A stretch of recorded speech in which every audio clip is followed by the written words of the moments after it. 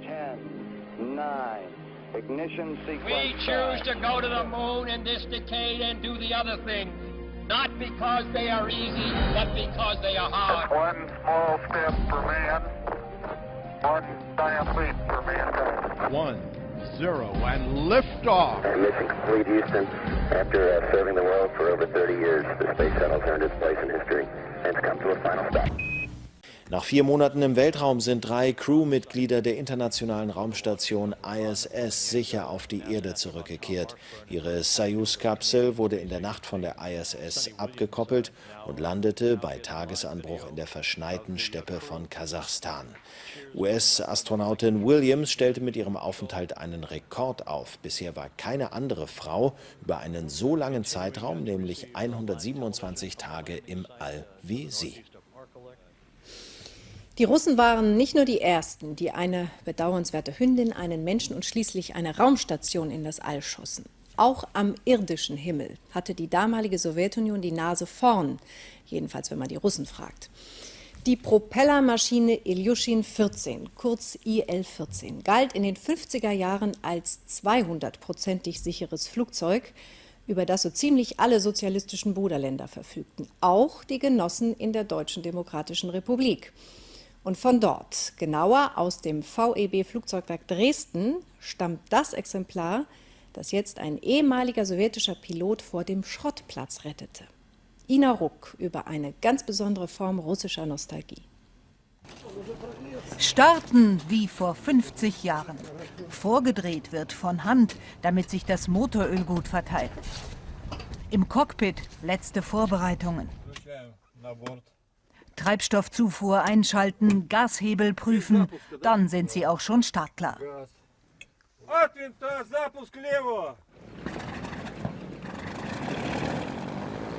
Jetzt könnte die alte IL-14, genannt Ilyushinka, eigentlich abheben.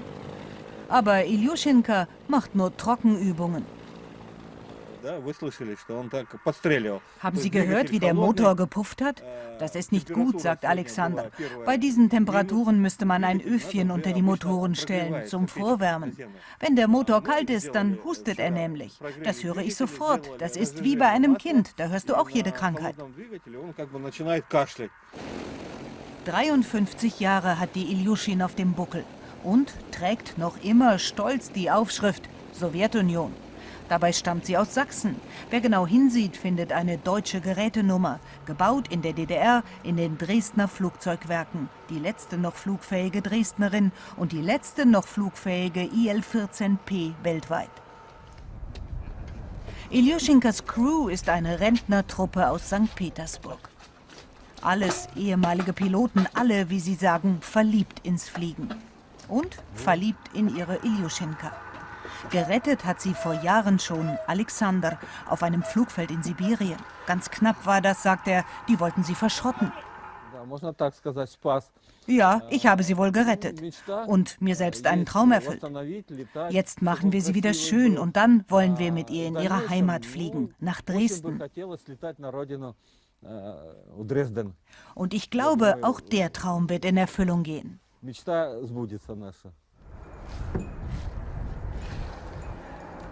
Aber mit einer russischen Rente allein fliegt man nicht weit.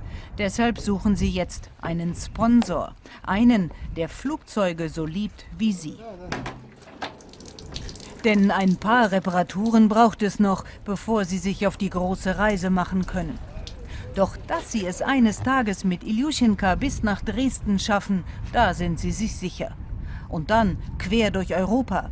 Denn eine Ilyushin, sagt Alexander, die gehört doch in die Luft. Die Hoffnung auf eine Waffenruhe zwischen Israel und den militanten Palästinensern im Gazastreifen steigt. Rund um die Uhr verhandelten Top-Diplomaten, unter ihnen auch Außenminister Westerwelle, heute mit dem Ziel, den gegenseitigen Beschuss zu stoppen. Die Hamas verkündete vor knapp 2 Stunden, dass am Abend ein Waffenstillstand in Kraft tritt. Den Tag über setzten allerdings sowohl Israel als auch die radikal-islamische Hamas ihre Angriffe fort. Burkhard Wennemer und aus Jerusalem Rachel Blufhardt berichten. Am Mittag heulen in Jerusalem erneut die Sirenen. Menschen werfen sich zu Boden, suchen Schutz hinter Autos. Am Ende landet die Rakete aus dem Gazastreifen außerhalb der Stadt. Nichts passiert. Außenminister Westerwelle erlebt den Alarm in Jerusalem hautnah mit. Kurz zuvor hatte er sich mit Präsident Peres, Premierminister Netanyahu und Außenminister Liebermann getroffen. Anschließend reiste er zu Palästinenserpräsident Abbas. Auch UN-Generalsekretär Ban verhandelt unermüdlich in Nahost. Die Schlüsselfigur für die Friedensverhandlungen ist aber wohl Ägyptens Präsident Morsi. Der rechnete noch für heute mit einer Waffenruhe. Auch die Hamas kündigte an, dass es noch am Abend zu einer Waffenruhe kommen könnte. Aber noch immer steht bedrohlich die Option einer israelischen Bodenoffensive im Raum, obwohl die eigentlich niemand will. Doch auch heute feuerte die Hamas wieder Dutzende Raketen auf Israel. Israel seinerseits flog weiter Angriffe auf Ziele im Gazastreifen, wie hier kurz vor einem Live-Gespräch eines CNN-Kollegen. Bislang kamen bei den Kämpfen 120 Menschen ums Leben, 117 von ihnen waren Palästinenser. Auch in Israel kommen die Menschen mit dem Leid der Palästinenser in Berührung, wie hier auf der Kinderstation des Tel HaShomer Krankenhauses in Tel Aviv. Auf dieser Station hier sind sowohl israelische als auch palästinensische Kinder, die in diesem Konflikt hier verletzt wurden. Die 9-jährige Bisan ist eine von ihnen. Sie kommt aus Gaza. Ihre Hand wurde von einer Granate der israelischen Armee zertrümmert. 3 Finger wurden amputiert. Sie ist eine der wenigen, die in Israel behandelt werden. Das Leid der Zivilbevölkerung ist groß. Sowohl in Israel als auch in Gaza hoffen die Menschen, dass die Waffen so schnell wie möglich schweigen. Und aus Jerusalem zugeschaltet ist jetzt Rachel Blufab. Rachel, hat sich denn Israel schon zu der angeblichen Waffenruhe geäußert? Also Israel hat die Waffenruhe bisher nicht bestätigt, sie hat sie aber auch nicht dementiert, sodass man schon davon ausgehen kann, dass hier bald die Waffen schweigen. Heute Abend wird es in Kairo eine Pressekonferenz geben, auf der die Hamas diese Waffenruhe ausrufen möchte. Israel hat bisher aber nichts dazu gesagt. Von Hamas-Seite wird gehofft, dass heute ab Mitternacht diese Waffenruhe eintreten wird. Hier wird viel spekuliert in Israel, warum die Hamas plötzlich diese Waffenruhe möchte. Ein Grund könnte sein, dass ihr einfach schlicht die Waffen ausgehen. Vielen Dank für diese Informationen. Mehr dazu natürlich auch im Nachtjournal hier bei RTL um Mitternacht. Vielen Dank, Rachel. US-Außenministerin Hillary Clinton wenig Lust haben würde, düpiert und mit leeren Händen aus dem Nahen Osten wieder abzureisen, war klar. Dafür bekommen Israel und Ägypten dann auch ein bisschen zu viel Militärhilfe von den Amerikanern. Wer zahlt, darf auch ein Wort mitreden. Die Aufgabe der Ägypter war es dann, auf die Hamas einzuwirken. Und so gab es am Abend tatsächlich die Meldung, auf die viele gestern schon gehofft hatten, die Verkündung einer Waffenruhe. Fragt sich nur, ob die auch eingehalten wird. Aus Tel Aviv berichtet Nicole Diekmann. Sie trauen sich wieder auf die Straße, die Menschen in Gaza und der israelischen Grenzstadt Aschkelon. Seit gut 1,5 Stunden gilt die Waffenruhe. Eine unerwartete Wendung. Heute Mittag noch war in einem Bus in Tel Aviv eine Bombe explodiert. Der erste Anschlag dieser Art seit über 6 Jahren. Umso überraschender deshalb die Nachricht am Abend aus Kairo. Wir begrüßen die Einigung auf eine Waffenruhe in Gaza. Ägyptens Präsident Morsi hatte seit Tagen in Kairo versucht zu vermitteln. Anscheinend brachte Clintons Beteiligung an den Gesprächen den Durchbruch. Die Amerikaner unterstützen Ägypten und Israel jedes Jahr mit Milliarden. Kurz nach Clinton trat in Jerusalem Israels Ministerpräsident Netanyahu vor die Presse, vorsichtig optimistisch. Zu diesem Zeitpunkt ist das Richtige für den Staat Israel, die jetzige Chance für eine langfristige Waffenruhe zu nutzen. Auch Hamas-Führer Marschall begrüßte in Kairo die Waffenruhe. Nun bleibt abzuwarten, ob sie hält. Tja, Christian Sievers in Tel Aviv. Hält sie? Jein, würde ich sagen. In Gaza gibt es Freudenfeste. Im Moment auf Israel fliegen weiter Raketen. Israel sowieso skeptisch noch im Moment. Wer die Gesichter von Premier Netanyahu und Verteidigungsminister Barak vorhin bei der Pressekonferenz sah, hat viel Skepsis gesehen. Ägypten muss jetzt diesen Waffenstillstand garantieren. Ägypten muss auch die anderen radikalen Gruppen in Gaza weiter im Blick halten und dafür sorgen, dass es nicht weiteren Waffenschmuggel gibt durch die Tunnel nach Gaza. Eine Waffenruhe, also eine vorübergehende Feuerpause, mehr ist es im Moment ja noch nicht. Allein wird aber in diesem Konflikt auch nicht wirklich weiterhelfen. Das stimmt auf jeden Fall. Kurze, vorübergehende Waffenruhen kennen wir hier seit Jahren. Die Menschen brauchen dringend eine dauerhafte, eine langfristige Waffenruhe. Und dazu sind aus meiner Sicht vor allem mal nötig, dass den Menschen in Gaza eine wirtschaftliche Perspektive gegeben wird. Da ist Israel gefordert, da ist aber auch Ägypten gefordert.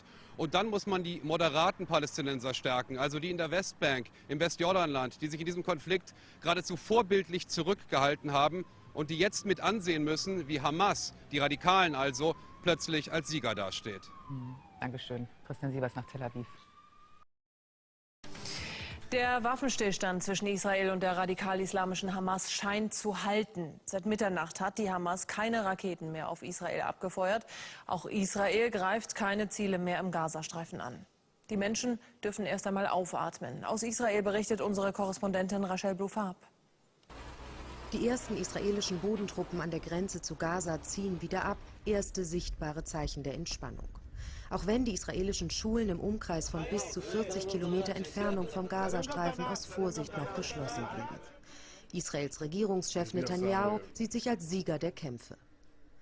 Wir haben die Ziele der Operation erreicht. Ich weiß, dass es Bürger gibt, die eine noch härtere Antwort erwartet hätten. Dafür sind wir aber auch vorbereitet. Viele Israelis sehen die Hamas nicht entscheidend genug geschwächt, fürchten bald neue Raketenangriffe durch militante Palästinenser. Im Gazastreifen dagegen ist die Freude über den Waffenstillstand einhellig. Die radikal-islamistische Hamas erklärte den 22. November zum Nationalfeiertag. Anhänger der Hamas ziehen hier heute durch die Straßen und feiern den Sieg über Israel. Ein zweifelhafter Sieg angesichts der massiven Zerstörungen nach 1400 israelischen Luftangriffen und bei 162 getöteten Palästinensern. Einer von ihnen ist Sondos Vater. Eine Rakete der israelischen Luftwaffe schlug in ihr Haus ein. Ihr Vater und ihre 4 Geschwister wurden unter den Trümmern begraben. Wir haben alle gerade ferngeguckt, als die Rakete einschlug. Es war ganz schlimm. Auch 5 Israelis kamen bei dem 8-tägigen Waffengang ums Leben.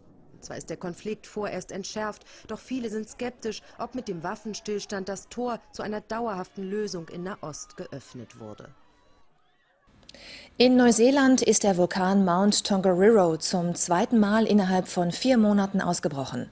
Über dem Vulkan bildete sich eine kilometerhohe Aschewolke. Der Ausbruch kam überraschend. Wie diese Schulklasse konnten sich aber alle Besucher des Nationalparks in Sicherheit bringen.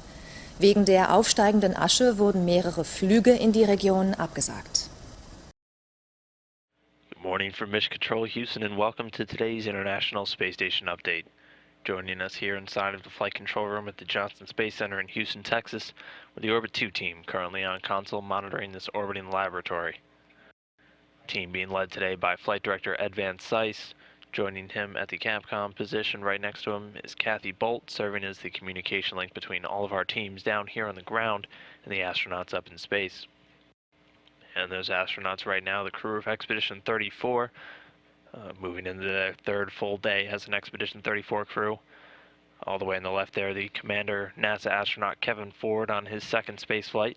He is joined by 2 Russian cosmonauts, Oleg Novitsky and Evgeny Tarelkin, both rookie space flyers on their 1st flight on board the International Space Station. Crew moving into its first full work day, following a day off and a light duty day yesterday, which was due to the extensive work they were doing over the weekend to prepare for an undocking and departure of 3 of their former crew members. Sunny Williams, Yuri Malenchko, and Aki Hoshide successfully landing in Kazakhstan back on Sunday, bringing it into Expedition 33 and beginning Expedition 34. Today, Commander Kevin Ford has been working inside of the Material Science Laboratory. He's been doing some cleaning of the cooling zone. The Material Science Laboratory is used to provide controlled material processing conditions on board the International Space Station.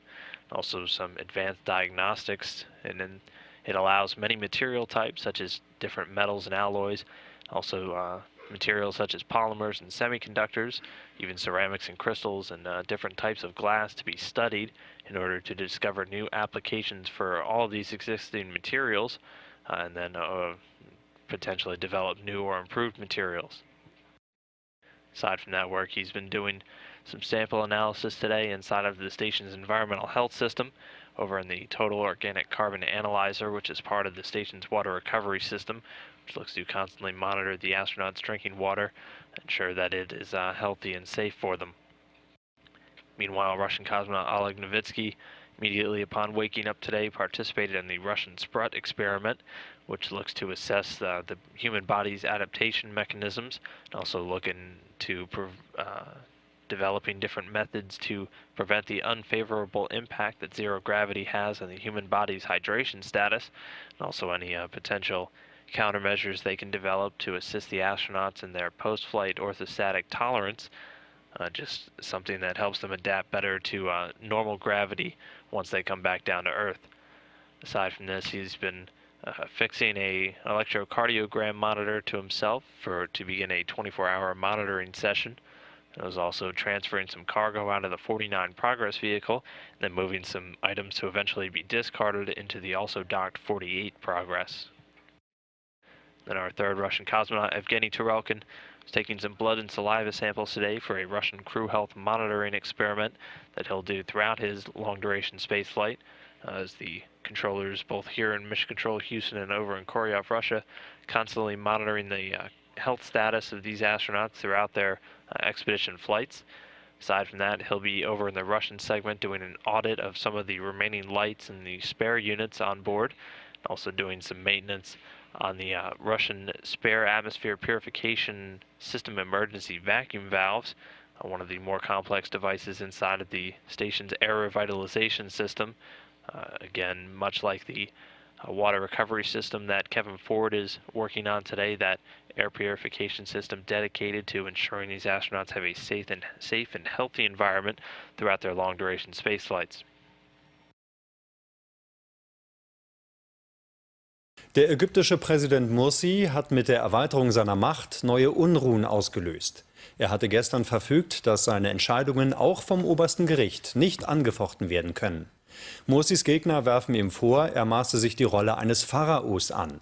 In mehreren Städten kam es zu Straßenschlachten. Büros der Muslimbruderschaft, der Mursi nahe steht, wurden angezündet. Gleichzeitig demonstrierten Anhänger Mursis für ihn.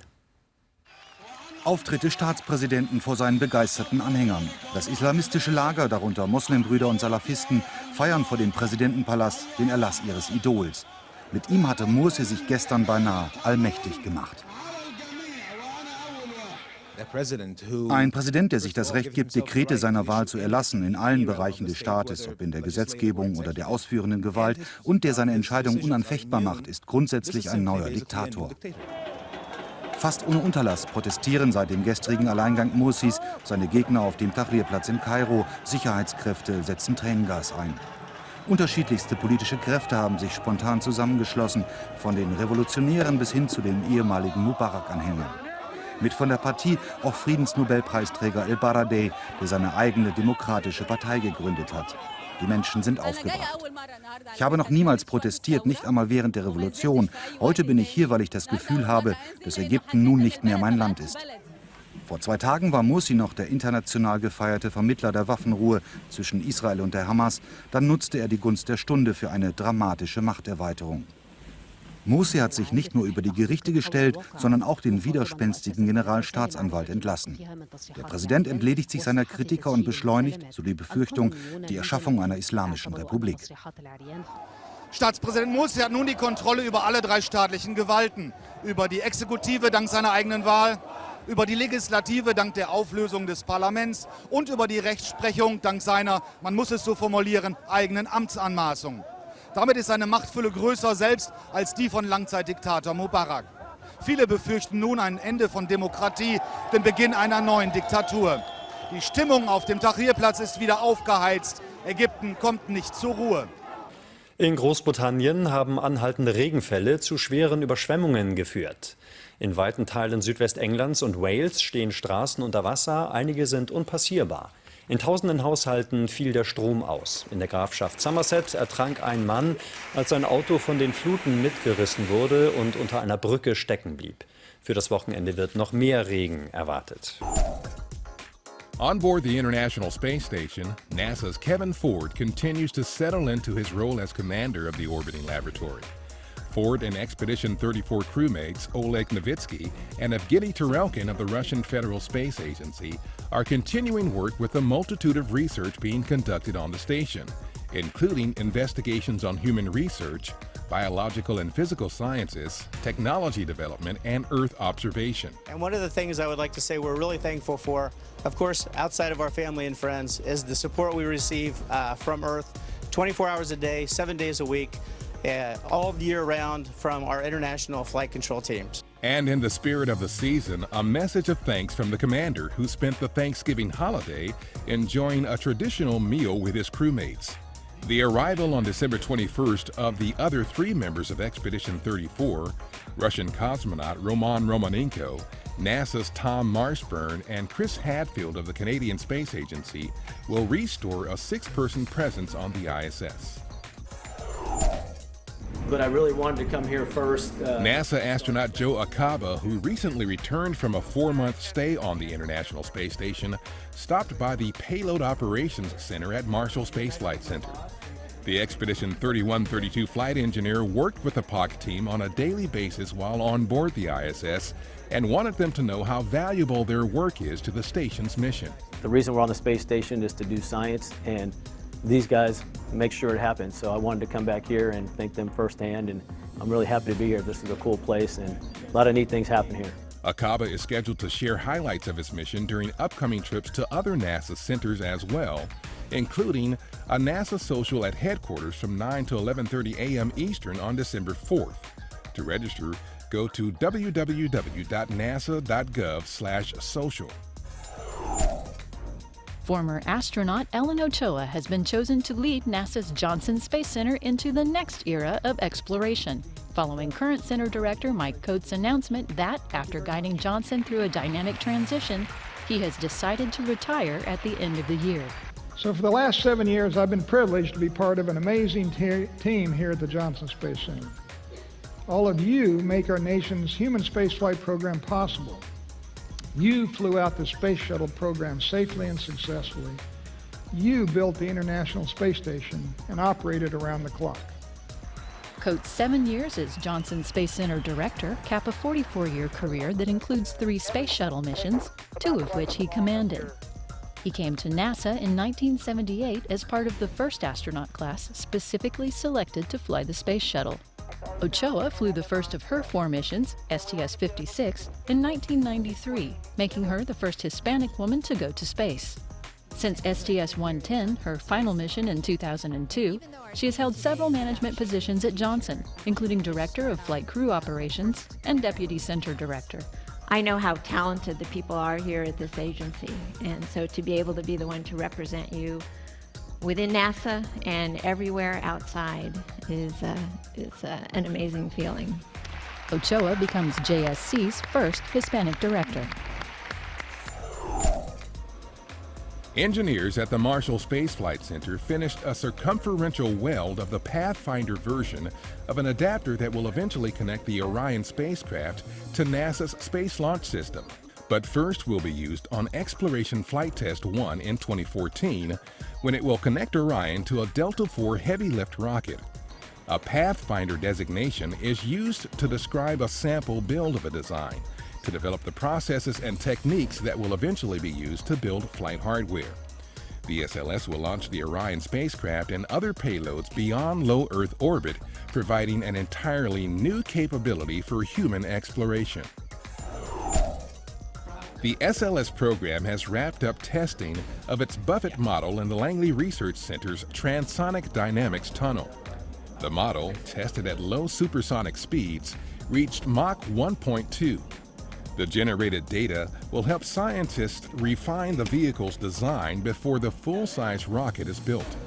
The first mission of the SLS, America's next heavy-lift rocket, is scheduled for 2017. Exploration Mission 1 will carry an uncrewed Orion spacecraft in a demonstration flight around the moon. Goddard Space Flight Center took delivery of the second shipment of beryllium mirrors for the James Webb Space Telescope. This shipment from Ball Aerospace in Boulder, Colorado, includes the sole secondary mirror and the third of the 18 primary mirrors that will be integrated into the telescope. Goddard took delivery of the first 2 mirrors in September. The Large Infrared Telescope will be the most powerful space observatory ever built, allowing it to peer back in time to the first galaxies ever formed. It is scheduled to launch in 2018. NASA's Mars Curiosity rover has completed its first same-day touch-and-go inspection using the Alpha Particle X-ray spectrometer on its arm to touch a rock named Rocknest 3 and collect data about the chemical elements in that rock. The rover then stowed its arm and drove 83 feet eastward toward a target called Point Lake, a spot from which Curiosity's mast camera can be used to examine possible routes and targets to the east, including rocks for the first use of the rover's hammering drill. That instrument is designed to collect samples of powder from rock interiors. 3, 2, 1. Main engine start, 0, and liftoff. 1 year ago, on November 26, 2011, NASA's Mars Science Laboratory Curiosity rover launched aboard a United Launch Alliance Atlas V rocket from Cape Canaveral Air Force Station in Florida. MSL reached the Red Planet in early August of this year. Touchdown confirmed. We're safe on Mars. At a site known as Gale Crater to begin its 2-year prime mission. The rover's 10 instruments are investigating whether that area of Mars could have ever sustained microbial life. 10 years ago, on November 23, 2002, Space Shuttle Endeavour launched from Kennedy Space Center on the STS-113 mission to the International Space Station. On board were Commander Jim Weatherby, pilot Paul Lockhart, mission specialists Michael Lopez Alegria and John Harrington, the first Native American astronaut in space, and the Expedition 6 crew, Commander Ken Bowersox, and flight engineers Nikolai Budarin and Don Pettit. The station's P-1 truss was installed and activated during the 14-day mission. In addition to supplies and equipment, Endeavour returned to Earth with Valery Korzun, Peggy Whitson, and Sergei Treshov, the crew of Expedition 5. Der US-Schauspieler Larry Hagman ist tot. Er starb im Alter von 81 Jahren an Krebs. Die Rolle seines Lebens spielte der Texaner in den 80er Jahren in der Fernsehserie Dallas. Als skrupelloser Ölbaron J.R. Ewing wirkte er in allen 357 Folgen mit. Sein fieses Lachen machte ihn weltberühmt. Skrupellos und knallhart, so erobert J.R. Ewing die Fernsehwelt der 80er. Sie liebten es, mich zu hassen, sagt Hagman einmal. Der Ölmagnat betrügt seine Frau, intrigiert gegen den eigenen Bruder. Der überwältigende Erfolg der Serie überrascht sogar ihn selbst. Ich dachte, wir machen 6 Folgen daraus und dann fahren wir alle in Urlaub. Schon als Kind tritt Larry Hagman am Broadway auf, an der Seite seiner schauspielernden Mutter. Nach einer kurzen Karriere bei der US-Luftwaffe erobert er dann Amerikas Wohnzimmer in seiner ersten großen TV-Rolle. Astronaut Nelson, verführt vom Geist aus der Flasche in Bezaubernde Genie. Seine jahrelange Alkohol- und Nikotinsucht macht der Texaner selbst öffentlich kämpft in Anti-Raucher-Kampagnen. Viele haben deshalb aufgehört. Ich habe also das Leben dieser Menschen verändert. Dass ihn die Rolle als Ölbaron immer wieder einholt, einmal sogar in der deutschen Lindenstraße, stört die Fernsehlegende nicht. Seit kurzem laufen in den USA sogar neue Folgen, mit Hagman schon vom Krebs gezeichnet. J.R. sei böse, aber er mache Spaß, so der Schauspieler. Es sei eben die Rolle seines Lebens. Er war der vielleicht beliebteste Bösewicht der 80er Jahre. Als J.R. Ewing in der Fernsehserie Dallas kam er jede Woche in unsere Wohnzimmer. Nun ist Larry Hagman gestorben. Im Alter von 81 Jahren erlag er einem Krebsleiden. Mit seinem fiesen Lachen schrieb er Fernsehgeschichte. In Dallas, der Kultserie der 80er, spielte er den intriganten Ölbaron J.R. Ewing. 13 Jahre lang die Rolle seines Lebens. Der Durchbruch gelang Hagman in den 60ern, als Astronaut Tony Nelson in der TV-Serie Bezaubernde Genie. Klar wollte ich immer Schauspieler werden. Schaut mich an, ich bin ein Multimillionär, den alle hier anstarren. Was könnte schöner sein? Als nach 2 Jahrzehnten Dallas in diesem Jahr wiederbelebt wurde, war Hackman natürlich mit dabei. JR auch mit 80 noch so intrigant wie eh und je. Privat war Hackman 58 Jahre lang mit der Schwedin Maj Axelsson verheiratet, hatte 2 Kinder. Und übrigens, an Öl glaubte Larry Hackman selbst nicht. Zuletzt machte er Werbung für Solarenergie. Idiot. Schein, Baby, Schein. Wirklich überraschend kam die Nachricht von Larry Hackmans Tod nicht. Seit knapp 2 Jahren litt er an Krebs. Am Freitagnachmittag ist er im Beisein seiner Familie und Freunden wie Patrick Duffy und Linda Gray gestorben. 81 Jahre ist er geworden, ein gutes Alter. Und trotzdem, jeder, der auf Hackmans Tod angesprochen wird, zeigt sich betroffen, wie hier Hollywood-Star Jared Butler. Larry Hackman ist gestorben. Oh, wirklich? Ja, gestern. Er war großartig, das ist sehr traurig. Die Welle des Mitgefühls ist groß, weltweit, und jeder schwelgt in Erinnerungen an seine Rolle des legendären Bösewichts J.R. Ewing. Es muss ganz schön schwierig sein, das Leben in einem Hotel. Interessiert dich das tatsächlich? Nein, ganz und gar nicht. Und hab mich persönlich getroffen, weil ich ihn persönlich auch gut kannte. Er war ein sehr charismatischer und sehr engagierter Mann, auch für Umweltschutz. Und er hat sich ja sehr eingesetzt für viele Dinge. Ich kannte ihn schon aus der Zeit, als er noch mit der Genie zusammen, also Genie hieß, glaube ich, die Serie, da habe ich ihn schon verehrt. Als Astronaut Tony Nelson in der Serie Bezaubernde Genie wurde Larry Hackman bekannt. Der Durchbruch kam aber erst mit Dallas in der Rolle des J.R. Ewing. Es sollte die Rolle seines Lebens werden. Der Fluch des Soap-Darstellers, der auf eine Rolle festgelegt ist. Larry Hackman war das egal. Er war pragmatisch. Er liebte Partys, Frauen, Alkohol. Und Dallas finanzierte das. Und auch wenn Larry Hackman im Alter ruhiger wurde, J.R. blieb.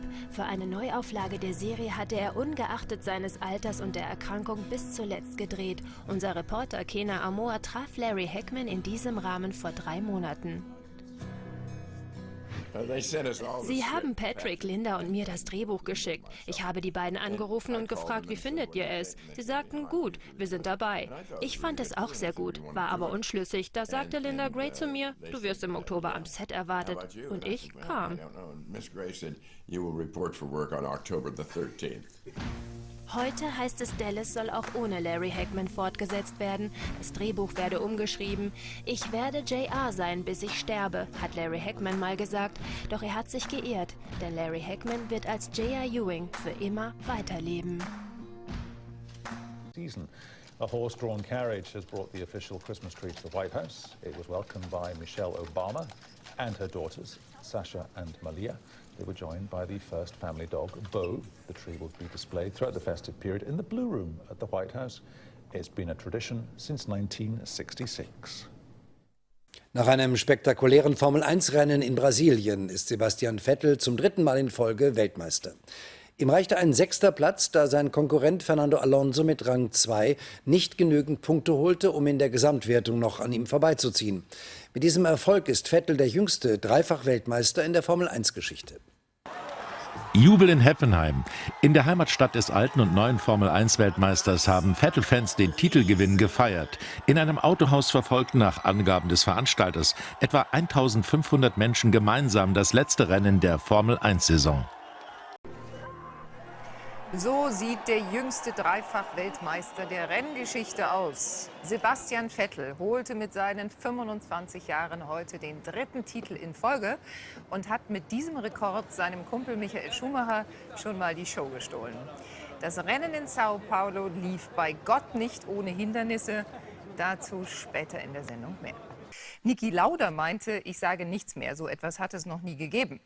Und Mitfahrer Michael Schumacher meinte nur, Gratulation dem Sebastian, der den Kopf nicht hat hängen lassen, obwohl er schon in der ersten Runde verkehrt herum vor mir stand. Sebastian Vettel war in diesem Rennen eine Menge. Geisterfahrer, Vize-Weltmeister, Besitzer eines nahezu komplett demolierten Autos und 6. Und am Ende doch Weltmeister. Markus Hahn berichtet. Heppenheim kocht, Heppenheim jubelt und feiert ihren Sebastian Vettel und seinen historischen Triumph. Formel-1-Weltmeister zum 3. Mal nacheinander als jüngster Fahrer überhaupt. Ich weiß gerade gar nicht, was ich sagen soll. Also es war ein wirklich absolut verrücktes Rennen. Ich glaube, mehr Steine hätte man uns nicht in den Weg legen können. Wir haben immer dran geglaubt und einfach weitergemacht und nicht nach links oder rechts geschaut, sondern immer weiter Gas gegeben, attackiert das ganze Rennen lang. Der Showdown in Sao Paulo, ein Chaosrennen, in dem Sebastian Vettel durch ein Wechselbad der Gefühle geht. Der Start misslingt, die beiden Ferraris mit Alonso und Massa kommen super weg, Vettel dagegen eingeklemmt, kann nicht mit Vollgas fahren, fällt auf Rang 7 zurück.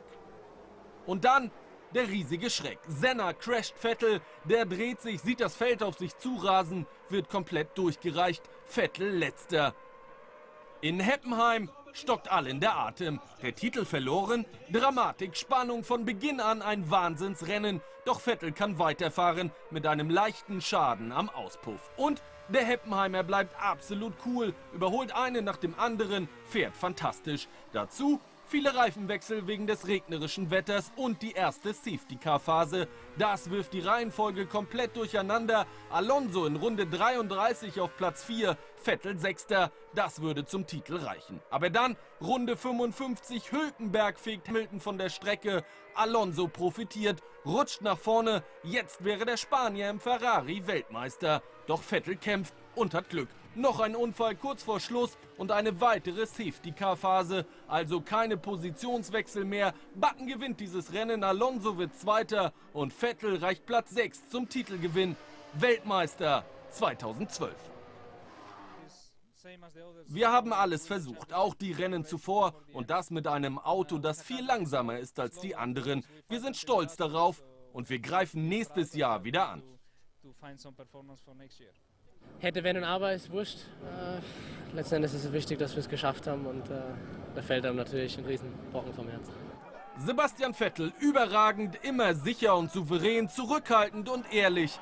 Ein wahrer Weltmeister, ein Dreifacher mit 25 Jahren. Hunderte, liebe Zuschauer, jetzt sind wir beim Sport und schauen natürlich auf den Helden des Tages. Am Ende machten dann doch nur 3 WM-Punkte den Unterschied aus. In einem Herzschlagfinale hat sich Sebastian Vettel seinen 3. Titel in Serie geholt. Er landete beim Regenrennen in Sao Paulo auf Rang 6 und WM-Konkurrent Fernando Alonso wurde Zweiter hinter dem Sieger Jenson Button. Der Freudenschrei des Sebastian Vettel nach einem Rennen, das an Spannung und Dramatik kaum zu überbieten war. Von Rang 4 gestartet, kam Vettel schlecht weg und musste gleich 3 Autos an sich vorbeiziehen lassen. Und als wäre das nicht genug, fiel er nach einem Unfall mit Bruno Senna auf den letzten Rang zurück. Schlechter hätte es nicht losgehen können. Ich musste früh bremsen, habe dadurch Position verloren und war natürlich dann nicht in der besten Position für Kurve 4. Wurde dann von hinten getroffen und habe das Feld auf mich zufahren sehen. Ich bin praktisch als Geisterfahrer dann da in Kurve 4 gestanden, was nicht ideal war. Vettel, der jetzt zudem mit einem defekten Auspuff weitermachen musste, arbeitete sich bei immer stärker werdenden Regen Stück für Stück nach vorne. Was auch nötig war, denn WM-Rivale Alonso fuhr ein richtig starkes Rennen. Auch dank der Hilfe seines Teamkollegen Felipe Massa schaffte er es hinter Sieger Jenson Button auf Platz 2. Ich bin stolz auf mein Team und auf die Saison. Wir haben zwar die WM verloren, aber den Titel haben wir nicht hier in Brasilien verspielt. Das ist in anderen Rennen passiert, wo wir vielleicht ein bisschen Pech hatten, aber so ist Sport nun mal. Michael Schumacher holte in dem wohl endgültig letzten Rennen seiner Karriere immerhin noch Platz 7. Er war übrigens der erste Gratulant seines würdigen Nachfolgers Sebastian Vettel. Ein solches Rennen habe ich noch nie erlebt, geschweige denn kommentiert. Das war ein Jahrhundertrennen. Ein Jahrhundertrennen, weil dort 2 großartige Fahrer ein großartiges Rennen gefahren sind mit einem verdienten Sieger. Und das ist schon etwas, was nur sehr selten passiert. Und die Fülle der Dinge, die da so im Laufe eines Rennens hätten schief gehen können oder dann auch schief gegangen sind und am Ende doch geklappt haben, das gibt es nicht alle Tage. Er ist der jüngste Dreifach-Weltmeister der Formel-1-Geschichte. Sebastian Vettel feiert den Rekord in Sao Paulo und in seiner Heimatstadt Heppenheim jubeln die Fans mit ihm. Guten Abend, meine Damen und Herren. Bevor wir gleich auf die politischen Ereignisse des Tages schauen, wollen wir Ihnen zunächst zeigen, wie dieser Tag sportlich geradezu auftrumpfte. Denn das war heute ein unfassbar nervenaufreibendes Formel-1-Finale. Sebastian Vettel galt zwar als Favorit, doch der WM-Titel drohte ihm zwischendurch mehrfach unter den Reifen wegzurutschen. Und man fragt sich, wie einer mit 25 eigentlich solch stählerne Nerven haben kann. Andreas Troll über den neuen Mann nach Schumi und seine begeisterten Fans. Heppenheim, der Heimatort des alten und neuen Formel-1-Weltmeisters, feiert wie ein Weltmeister. Einfach nur der Hammer! Wow! Oh mein Gott, wir sind so glücklich! Das ist unglaublich! Super geil, Mann! Wir sind so stolz auf dich, Sebastian! Du hast alles richtig gemacht! Gleich nach dem Beginn läuft zunächst aber alles falsch. Denn Sebastian Vettel erwischt einen schlechten Start und wird im Verfolgerfeld von einem Kontrahenten voll erwischt. Der dreht ihn einfach rum. Vettel sieht seine Konkurrenten davonrauschen. Gleichzeitig sind damit seine Chancen auf die Titelverteidigung so gut wie dahin. Das Rennen ist über die gesamte Dauer unglaublich spannend, bisweilen sogar dramatisch.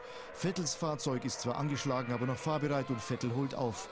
Nichts für schwache Nerven. Nicht in Sao Paulo und schon gar nicht in Heppenheim. Jetzt nur nicht aufgeben. Aber genau das ist ja eine seiner Stärken. Sebastian Vettel ist trotz einsetzenden Regens innerhalb nur weniger Runden fast schon wieder in den Punkterängen. Andere fallen zurück oder ganz raus. Noch vor Rennmitte ist er dann direkt hinter seinem Titelkontrahenten Fernando Alonso und damit zu diesem Zeitpunkt Weltmeister. Der Regen wird stärker, die Unfälle nicht weniger, das Klassement wechselt. Sebastian Vettel fällt wegen eines außerplanmäßigen Reifenwechsels zurück. Fernando Alonso dagegen rangiert auf Platz 3 und ist jetzt klar auf Titelkurs. Gibt's doch gar nicht. Dann die letzten Runden.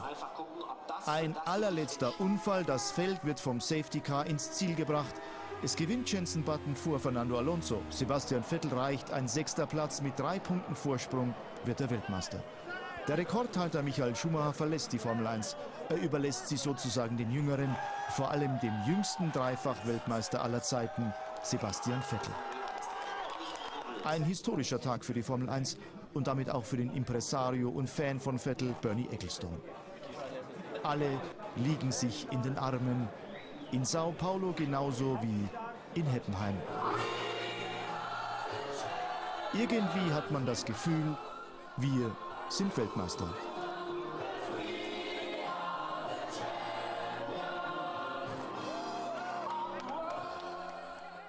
So, wir können ja inzwischen durchatmen nach gestern. Ne? So ein bisschen ist ja auch die Anspannung von uns abgefallen. Es war unglaublich. Sensationell. Es war sensationell. Mir geht einfach nicht, muss man einfach sagen. Eine großartige Saison wird gekrönt von einem Jahrhundertrennen und der König heißt Sebastian Vettel. Nach dem Spektakel auf der Piste und seinem 3. WM-Titel in Folge feiern die internationalen Medien Vettel heute als Wunderkind, Gigant und unsterblich. Schon vorher hatte der sich selbst gefeiert, wie Klaus Jakob berichtet. Sebastian Vettel ist im Sport-Olymp angekommen. Erst 25 Jahre jung hat er eine weitere Erfolgsgeschichte geschrieben als jüngster Dreifach-Weltmeister aller Zeiten. You're the world champion! You're the triple world champion, Sebastian Vettel! Zusammen mit seinem Team feierte er ausgelassen diesen Hattrick. Und mittendrin ein seltener Gast, seine Freundin Hannah, überglücklich. Genauso wie die treuen Fans in seiner Heimat. Da flippten alle aus. Ihm zu Ehren wird aus Heppenheim gern mal Vettelheim. Da geht der Bus ab. Wir sind überstolz auf ihn, er ist einfach der Beste! Perfektes Rennen, besser geht's nicht, geiler Saisonabschluss!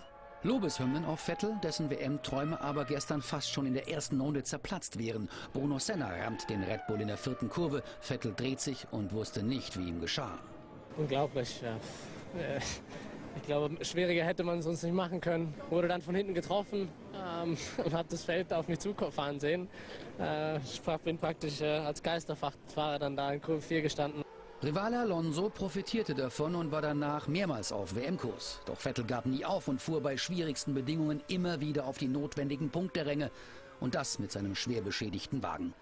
Doch es kam noch schlimmer. Der Boxenfunk ging kaputt und beim Reifenpoker verzockte sich das Team am Ende. Nach 3 Runden auf frischen Slicks musste er wieder in die Box, um Allwetterreifen aufzuziehen. Was für ein Durcheinander. Ich glaube, wir hatten auch den Radio verloren, den Funk verloren während des Rennens. Das hilft natürlich dann auch nicht. Generell wurden uns alle Steine in den Weg gelegt, aber am Ende hat es gereicht. Unglaublich aber wahr, das passte zu diesem irren Rennen. Der Deutsche wird hinter dem Safety Car Weltmeister. Ein 6. Rang reicht, denn Alonso konnte ihn mit seinem 2. Platz nicht mehr abfangen. Doch der stolze Spanier zeigte sich danach als fairer Verlierer. Herzlichen Glückwunsch an Sebastian. Es war ein fantastisches Rennen für alle und eine super Saison. Die WM entschied Vettel mit 3 Pünktchen Vorsprung vor Alonso für sich. WM-Dritter wurde Räikkönen vor Hamilton und Brasilien-Sieger Button. Alle feiern Vettel, auch Formel-1-Boss Ecclestone. Aber nicht nur die Motorsportwelt gratuliert ihm. Wir können alle sehr stolz darauf sein, dass schon wieder so ein Rennfahrerheld aus Deutschland kommt. Und ja, großartiger Sportler, und der sowohl Eintracht Frankfurt-Fan ist.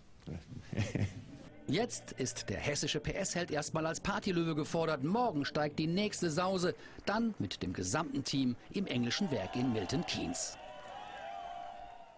Tja. Nach seinem allerletzten Formel-1-Rennen wirkte Michael Schumacher keineswegs traurig, gelöst, erleichtert und regelrecht euphorisch feierte der 7-malige Champion mit seinem gesamten Team.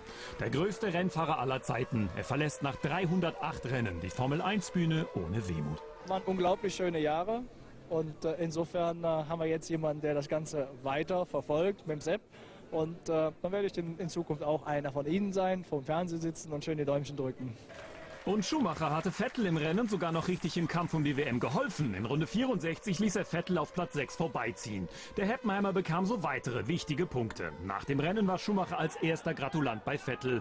Formel-1-Legenden unter sich. Für den Kerpener ist Vettel sein würdiger Nachfolger.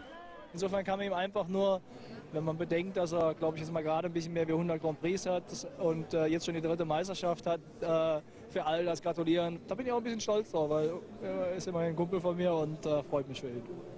Den Lacher dieser Formel-1-Saison lieferte aber Kimi Räikkönen. Bei so einem starken Regen kann man sich aber auch wirklich mal verfahren. Abseits der regulären Rennstrecke musste der Finne sogar drehen und brauchte eine Ewigkeit, um überhaupt wieder zurück auf die Piste zu kommen. Ein anderer Ex-Weltmeister, nicht Lewis Hamilton, fuhr lange mit um den Sieg, bis ihn der deutsche Nico Hülkenberg mit diesem Verbremser von der Strecke schoss. Hamilton in seinem letzten Rennen als McLaren-Pilot also in Pech. Im nächsten Jahr will er dann aber im Silberpfeil. Die jetzt schon 3-jährige Siegesserie von Sebastian Vettel endlich durchbrechen. Good morning, this is Mission Control Houston. Welcome and thank you for joining us for today's edition of ISS Update this Monday, November 26th. Joining us now inside the International Space Station Flight Control Room, where the team here has been monitoring the systems aboard the station and supporting the day's activities of the Expedition 34 crew members. Now aboard the International Space Station is commander of the complex, NASA astronaut Kevin Ford, with flight engineers Russian cosmonauts Oleg Novitsky and Yevgeny Tarelkin, who will work aboard the station as a 3-member crew until the arrival of 3 new crew members in a couple weeks. Ford, Novitsky, and Tarelkin arrived at the International Space Station after docking their Soyuz spacecraft TMA-06M to the Poisk module last month on October 25th. Today, in their 5th week aboard the International Space Station, they complete 35 days in space. Earlier this morning, Commander Ford had performed a self-blood draw as part of ongoing medical and human body research. He then stored the samples in the onboard freezer known as the -80-degree laboratory freezer that preserves biological samples for their return to Earth for later analysis. Ford then also conducted an air quality sampling session before he began some work to inspect and clean one of 9 atmosphere control and supply hatch seals as part of a routine inspection. He also will photograph the hatch seal before cleaning it to provide data to the ground. Today, Ford also will spend time with a routine periodic replacement of air filters in the waste and hygiene compartment. He performed maintenance to the water processor assembly as well. The water processor assembly is one of 2 main components of the onboard water recovery system that converts urine, sweat, and condensation into drinkable water for the crew. And meanwhile, on the Russian side of the house, flight engineers Novitsky and Tarelkin spent some time working with the Russian typology experiment. The pair also worked to install cover sheets in the service module, conducted inventory review, and performed their individual periodic fitness evaluation using the onboard treadmill. This is conducted every 30 days. And back on Earth, 3 more crew members are in Star City, Russia, preparing for their December 5th launch to return to the station to a 6-member crew. At the Gagarin Cosmonaut Training Center, Romanenko, Marshburn, and Hadfield and their backups conducted preparations and flight data file review work today in advance of the start of 2 days of qualification exams. and simulations on Soyuz and space station Russian segment systems tomorrow and Wednesday. This is Mission Control Houston. Die jährliche UN-Klimakonferenz ist in Doha eröffnet worden, der Hauptstadt des Emirats Katar. Vertreter von fast 200 Staaten verhandeln über ein Nachfolgeabkommen zum Kyoto-Protokoll. In der ersten Woche nehmen daran vor allem Wissenschaftler teil, in der zweiten kommen Politiker dazu. Schwellenländer wie China und Indien sehen vor allem die Industriestaaten in der Pflicht. Die USA und Kanada fordern hingegen, dass sich alle für den Klimaschutz engagieren sollen. Es ist immer dasselbe. Im festen Rhythmus zeigen Medien zur UN-Klimakonferenz jährlich Bilder, die den Klimawandel eindrucksvoll dokumentieren. Eine Politgröße schickt zuvor mahnende Worte in die Welt, diesmal US-Präsident Obama. Was wir wissen ist, die Temperatur rund um den Globus steigt schneller als noch vor 10 Jahren errechnet. Außerdem wissen wir, dass die Pole schmelzen, schneller als es noch vor 5 Jahren vorhergesagt wurde. Alles ist also schlimmer und das immer schneller. Doch in der schicken Umgebung eines Emirates, das im Übrigen weltweit den höchsten CO2-Ausstoß pro Kopf hat, gehen die Verhandlungen zum Stopp des Klimawandels schleppend voran. Auch das ist beinahe immer das Gleiche. Die Organisation German Watch aus Bonn will die Politik jetzt wachrütteln mit einer alarmierenden Studie. Wir untersuchen nicht nur die Todeszahlen, sondern die Verwundbarkeit der Länder auf die Folgen des Klimawandels. Und da zeigt sich, dass gerade die Infrastruktur in Entwicklungsländern halt am verletzlichsten ist gegenüber den Starkwetterereignissen, die wir untersuchen. Das sind Stürme, das sind Flutereignisse, das sind aber auch Hitzewellen. Die Industriestaaten verschmutzen also die Umwelt und die Entwicklungsländer werden am häufigsten von den resultierenden Naturkatastrophen heimgesucht. Das ist Klimawandel. Dass er aber auch in Europa längst angekommen ist, zeigt das Beispiel Holland. Sowohl Meeresspiegel als auch Flusspegel steigen immer weiter an. 30 Orte im ganzen Land drohen zu versinken. In Nimwegen ist es besonders schlimm. Wenn viel Regen fällt, auch wegen des Klimawandels, schwillt gerade der Rhein aus Deutschland stark an. Dann drückt das Wasser in die Stadt und die Gefahr vor Überschwemmungen steigt. Denn hier in Nimwegen ist der Flusslauf ein echter Flaschenhals. Für 365 Millionen Euro wird ab 2013 gebaut. 4 Jahre lang dauert es, bis ein Bypass angelegt ist, um bei Hochwasser endlich für Entlastung zu sorgen. Die entstehende Insel wird ganz nebenbei zum schicken Naherholungsgebiet. Beinahe wöchentlich gibt es deshalb Anfragen aus der ganzen Welt, auch aus Entwicklungsländern. Aber die können sich so ein Projekt finanziell nicht leisten. Zwar wurde für solche Fälle auf der Klimakonferenz 2010 ein Hilfsfonds über jährlich 100 Milliarden Euro beschlossen, aber so richtig soll der erst ab 2020 zum Einsatz kommen. Es wird was getan gegen den Klimawandel, aber es braucht Zeit. Auch das ist eine dieser Aussagen, die im jährlichen Rhythmus immer wiederkehren. Das sorgt jetzt für Trubel in Bugarest, einem kleinen Ort am Fuße der französischen Pyrenäen. Dort sollen Außerirdische ein paar UFOs geparkt haben, um dann Auserwählte zu retten, kurz bevor alles vorbei ist. Auch wenn all das möglicherweise nur ein PR-Gag ist, bereitet sich die Polizei tatsächlich schon mal vor. Wenn der Weltuntergang naht, dann ist die Polizei auf dem Vormarsch. Sie sucht in Bugarest nach seltsamen Gestalten, Verschwörungstheoretikern und Endzeittouristen. Denn wenn am 21.12. laut Maya-Kalender die Welt untergeht, ist man hier am Fuße des Peak Bugarest angeblich sicher. Noch herrscht himmlische Ruhe, aber der Polizei schwant Böses. Das Gerücht, dass Außerirdische tief unten im Peak de Bugarest UFOs geparkt haben, um am 21.12. ein paar Auserwählte zu retten, das lockt seit einiger Zeit schon viele Neugierige an. Vor allem Esoteriker, berichten die Anwohner. Einmal haben sie sogar den Weg auf den Berg blockiert und sie haben die Leute verjagt, die einfach nur ruhig wandern wollten, weil sie einen spirituellen Zirkel oder sowas gebildet haben. Ich habe noch nichts gesehen, vielleicht nur einige Sterne, die ein bisschen komisch sind, dass man vielleicht im Sommer nicht sehen sollte. Böse Zungen behaupten, er habe das Gerücht über die UFO-Garage in die Welt gesetzt, der Bürgermeister, um den Tourismus anzukurbeln, aber er bestreitet das. Es gibt eine Studie, der zufolge glaubt 10% der weltweiten Bevölkerung an den Weltuntergang. 10%, das ist viel, oder? Rund 150 Polizisten werden rund um den 21.12. dafür sorgen, dass niemand Unberechtigtes auf den Peak de Bugarest steigen wird. Die UFOs müssen dann vielleicht ohne Menschen von dannen ziehen.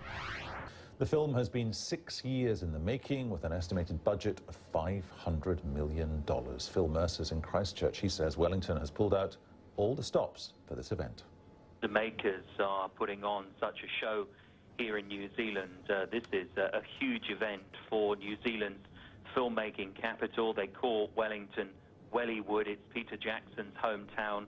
He's the director, and huge crowds have turned out to see him and the cast of his new movie, including Martin Freeman, the British actor who plays the Hobbit Bilbo Baggins. There will be premieres in the United Kingdom, the United States, and others in Japan. So this is a global effort to spread the word of the Hobbit. It is a huge undertaking for Peter Jackson, almost 6 years in the making.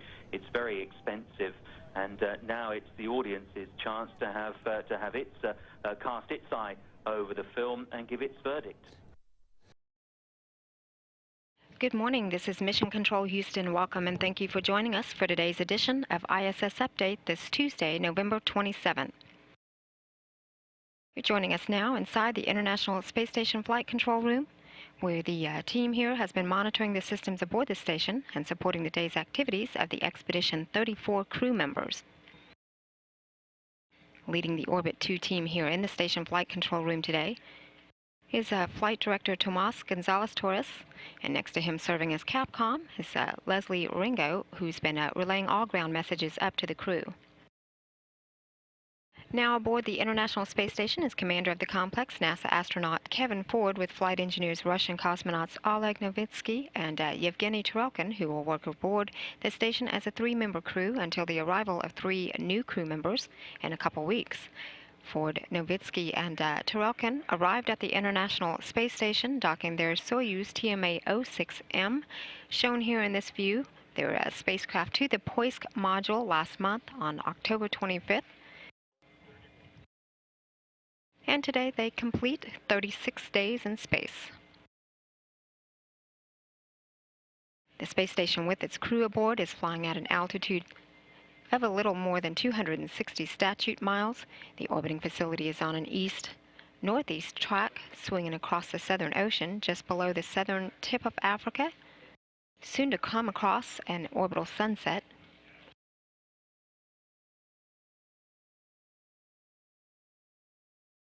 The Expedition 34 crew members began their day with some time this morning for work prep, breakfast, morning hygiene, and a daily station inspection.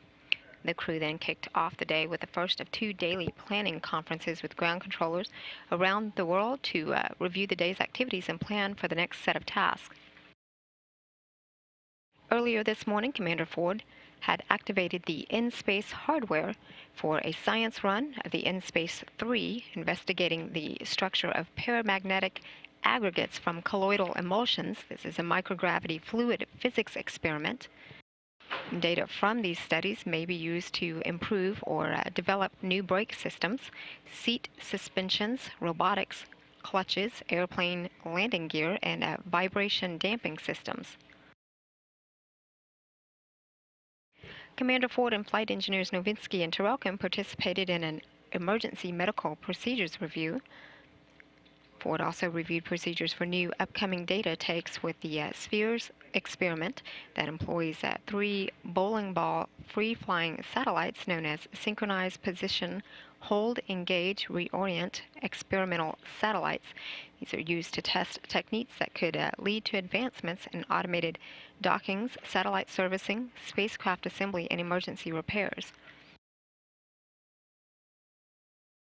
And Commander Ford also took time this morning to talk with reporters with WNDU-TV of Indiana, his hometown, and the Notre Dame Observer.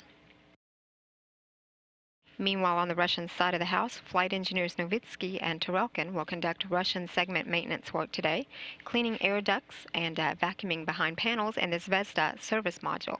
Novitsky performed regular daily maintenance to the Soj, or the Russian life support system.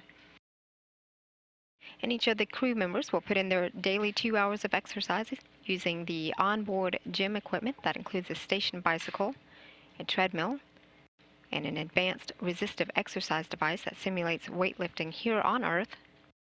The crew then will wrap the day with a final daily planning conference with the ground and is then scheduled to go to bed at 3:30 p.m. Central Time. Meanwhile, robotics officers in Mission Control are commanding the candidate Arm 2 to walk off from the mobile base system power and data grapple fixture to the Harmony power and data grapple fixture in advance of a routine inspection of the space station robotic arm latching end effector. Here now we're getting a view of that activity. It was reported just moments ago that the arm was in movement.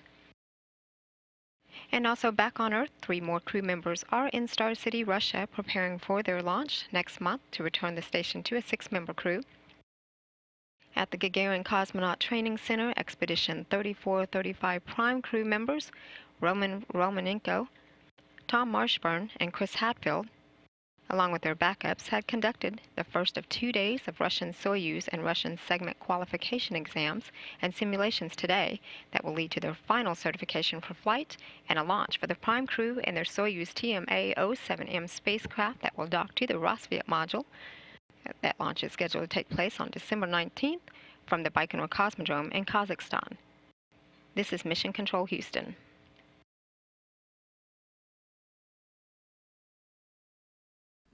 Acht Jahre nach dem Tod von Palästinenserführer Arafat sind Proben von seinem Leichnam entnommen worden, um die Todesursache zu untersuchen. Ein internationales Expertenteam bekam dafür Zugang zur Grabstätte Arafats in Ramallah. Viele Palästinenser haben seit langem Zweifel daran geäußert, dass Arafat eines natürlichen Todes starb. Nun soll untersucht werden, ob er vergiftet wurde. Mit blauen Planen war heute das Mausoleum, das den Leichnam Yassir Arafats birgt, vor den Augen der Neugierigen geschützt. Am Morgen war eine Gruppe internationaler Experten gekommen, um Knochenproben zu entnehmen. Geklärt werden soll, ob Arafat vergiftet wurde. Im Juni hatte der arabische Fernsehsender Al Jazeera berichtet, ein Schweizer Labor habe an Arafats Kleidern das hochradioaktive Polonium-210 gefunden. Arafats Witwe Suha forderte daraufhin eine Exhumierung ihres Mannes. Yassir Arafat ist für die Palästinenser bis heute ein Volksheld. Für die Welt und für Israel war er als Führer der PLO zunächst ein Terrorist, dann 1993 Friedensstifter und schließlich Friedensnobelpreisträger.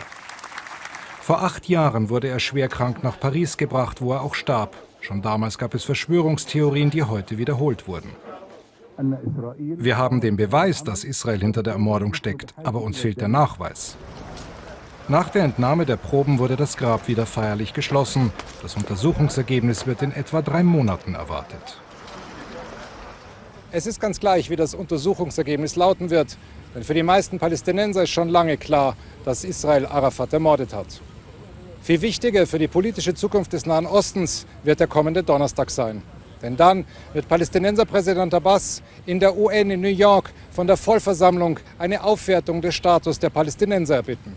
Und wenn er die bekommt, und das scheint fast sicher, dann könnten die Palästinenser am Internationalen Gerichtshof in Den Haag Israel für Kriegs- und andere Verbrechen anklagen.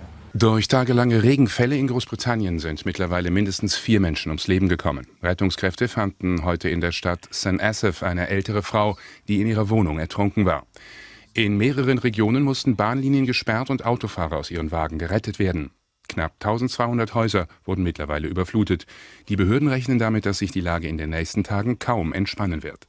You nailed that forecast right there, Christy. That's about right. You know what? We're looking at some of the coldest temperatures of the season. We've been telling you that for the last couple of days across Western Europe. But the reason this is a big deal is because there's just a big weather system here across the central portion of Europe that is affecting millions of people. Look at this. Here in southern France, wind gusts to over hurricane force at almost 150 kilometers per hour. That's pretty impressive. Marseille has had winds as high as 90 kilometers per hour already. This is a cold, northerly, dry wind that continues to blow there. Zurich, big travel delays right now. 8 centimeters of snow so far. You could probably get another 10 centimeters of snow easily across Switzerland, Zurich included, by the way. And then look at the rainfall over here. in Montenegro, in the last 24 hours, they've had over 150 millimeters of rain. This is pretty impressive stuff. And the thing is that it's going to stick around. Yesterday, we had that tornado. Did you see the video? We started showing it to you yesterday. Take a look at these pictures very quickly, because this is very impressive indeed. And this is another angle of that tornado. Injured 20 people in an industrial part of Taranto in Italy. This is in the southeastern corner of Italy. This is a port city, and you can see there the debris just flying around. If you look closer, you'll see flashes of light, the transformers blowing up, and people, of course, paralyzed in fear in many cases. The person taking this video eventually did try to get kind of seek shelter, so to speak, inside a vehicle, which, by the way, wouldn't have protected him very much had the tornado actually reached him, which it didn't. They were very, very fortunate. Come back over to the weather map over here. It's just so scary. So you have that big area of low pressure, a lot of cold air in place, a lot of moisture getting pulled up from the Mediterranean. So where it's not raining, it's snowing, and that has been a huge concern. Very windy as well. I was telling you about that. Look at Marseille, sustained almost at 70 kilometers per hour, 52 kilometer per hour winds in Rome, Athens at 31. So this is pulling up a lot of moisture to areas to the north, and because it's so cold across the northern portions here, like I was saying, where it's not raining, it's snowing heavily. And if you look at Germany, that's a perfect example. You have snow, that's the white stuff, then the pink is the snow mixing in with the rain, and then you have the rain, which is the blue that you see here on the radar, and then these areas with the yellows and the reds, those are storms, Christy, that are starting to form across that region. Back to you. All right, Myra was there. Thank you. München, da ist noch ein bisschen Schnee auf den Dächern übrig, aber der schmilzt so langsam weg. Wir schauen uns mal eben die Neuschneemengen von heute an. Auf den Bergen sieht es natürlich ganz anders aus. Da haben wir nämlich einmal an den Alpen unten und im Erzgebirge 20 bis 40 Zentimeter Neuschnee, dann im Flachland in Süddeutschland 1 bis 5 Zentimeter Neuschnee. Das führt natürlich zu einem Verkehrschaos. Das sehen Sie hier in unserem Warnsymbol. Und zwar von Süddeutschland bis nach Sachsen sollten Sie besser das Auto heute stehen lassen. Und jetzt sehen Sie hier nochmal ganz schön, dass der Schneeregen morgen Richtung Osten hin wandert, aber im Süden und vor allen Dingen in den höheren Lagen gibt es natürlich morgen weiterhin Schnee. Ansonsten beruhigt sich die Wetterlage so langsam und damit zurück zu dir, Christoph. Dankeschön. In der Hafenstadt Tarent im Süden des Landes hat eine Windhose schwere Zerstörungen angerichtet. Mehr als 20 Menschen wurden verletzt. Diese Bilder eines Amateurfilmers zeigen, wie die Windhose über das riesige Ilva-Stahlwerk in der Hafenstadt Tarent hinwegfegt und dabei auch ein Umspannwerk erwischt. Obwohl der Tornado nur etwa 2 Minuten das Festland berührt, werden mehr als 20 Arbeiter verletzt. Ein weiterer wird noch vermisst. Er saß im Führerhaus eines Krans, als der vom Sturm ins Hafenbecken gerissen wurde. Jetzt suchen Taucher nach dem Mann. Aber nicht nur in Tarent am Stiefelabsatz, auch in vielen Städten im Norden des Landes wirft das Wetter den Alltag der Menschen durcheinander. In Carrara in der Toskana haben die Fluten den Hausrat aus den Häusern gespült, ganze Wohnviertel stehen unter Wasser. Autofahrer müssen sich hier momentan durch knietiefes Wasser kämpfen. In der Nähe von Genua ließ der starke Regen die Pegel ansteigen, die Bahnstrecke nach Pisa wurde gesperrt. Und selbst in der Lagunenstadt Venedig ist das Wasser ein bisschen viel geworden. Ein Gang über den Markusplatz ist zurzeit eher wie eine Wattwanderung. Der Gondelverkehr ist bis auf Weiteres eingestellt. Also da im Süden und Osten Deutschlands hat der Winter Einzug gehalten. Dabei sorgte der teilweise heftige Schneefall für erhebliche Beeinträchtigungen im Straßenverkehr. Mancherorts wurde ein halber Meter Neuschnee gemessen. Und laut Meteorologen bleibt der Winter auch in den kommenden Tagen. Thomas Breckelt berichtet. Der Winter kam mitten in der Nacht. Während Deutschland schlief, wie hier im sächsischen Erzgebirge. Ein Niederschlagsband reichte vom Nordosten quer über Deutschlands Osten bis nach Bayern. Am Morgen wurde erstmal Schnee geschippt bis zu 50 Zentimeter. Da haben wir lang genug drauf gewartet auf den Schnee und ja, jetzt kommt er halt deftig. Ich finde es ziemlich beschissen, weil ich rutsche mit den Schuhen. Einige Autofahrer hätten das Auto lieber mal eingeschneit stehen lassen sollen. In Bayern in der Oberpfalz kam ein 18-jähriger Fahranfänger auf schneeglatter Straße ins Schleudern, stellte sich quer, wurde von einem anderen Auto gerammt und schwer verletzt. Im Allgäu starb ein Autofahrer. Der Schneefall nahm weiter zu. Lastwagen blieben an Steigungen hängen, ob wie hier im Schwarzwald oder in Sachsen. Winter ist Winter, aber es ist wieder überraschend gekommen. Der Winterdienst war wieder nicht vorbereitet, das sehen Sie selber. Hier ist Chaos. Im Laufe des Tages fiel der Schnee bis ins Flachland. Unfälle gab es auch auf Autobahnen, obwohl die Streusalzdepots mit 1,7 Millionen Tonnen gefüllt sind. Doch nicht immer hat es das Salz auch auf die Straße geschafft. Das ist ganz einfach, der nasse Schnee wird durch die LKWs, BKWs festgefahren und das bildet eine Eisdecke auf der Straße. Und da nützen keine Winterräder. Inzwischen beschäftigt Schneebruch durch nassen Neuschnee zahlreiche Feuerwehren. Nachdem der November ja erst zu warm war, hat er jetzt auf die letzten beiden Tage noch mal richtig zugeschlagen. Winteranfang ist ja erst in 3 Wochen und von daher sind diese Bilder wahrscheinlich nur ein erster Vorgeschmack. Jahre nach dem Concorde-Absturz bei Paris mit 113 Toten hat ein Berufungsgericht den Schuldspruch gegen die US-Fluggesellschaft Continental Airlines aufgehoben. Das Überschallflugzeug hatte im Juli 2000 beim Start Feuer gefangen und war in ein Hotel gekracht. Unter den 113 Opfern waren 97 Deutsche. Ursache der Katastrophe war eine Titanlamelle, die von einer zuvor gestarteten Continental-Maschine abgefallen war. Die Concorde rollte über das Metallteil, dabei platzte ein Reifen, umherfliegende Gummiteile beschädigten den Treibstofftank. Trotz des strafrechtlichen Freispruchs sieht das Berufungsgericht Continental aber weiter zivilrechtlich in der Verantwortung. Die Verurteilung zu einer 1 Million Euro Schadenersatz blieb deshalb bestehen. Mehr als 12 Jahre nach dem Absturz der Concorde in Paris mit 113 Toten gibt es ein neues Urteil. Im Berufungsprozess hoben die Richter einen alten Schuldspruch gegen die US-Fluggesellschaft Continental auf. Vor 2 Jahren hatte ein Gericht der Airline die Hauptverantwortung zugeschrieben. Die Concorde war im Jahr 2000 beim Start über ein Bauteil gerollt, das von einer Continental-Maschine abgefallen war. Kurz danach stürzte sie in ein Hotel. Unter den Opfern waren auch 97 Deutsche. Good morning, this is Mission Control Houston. Welcome and thank you for joining us for today's edition of ISS Update this Wednesday, November 28.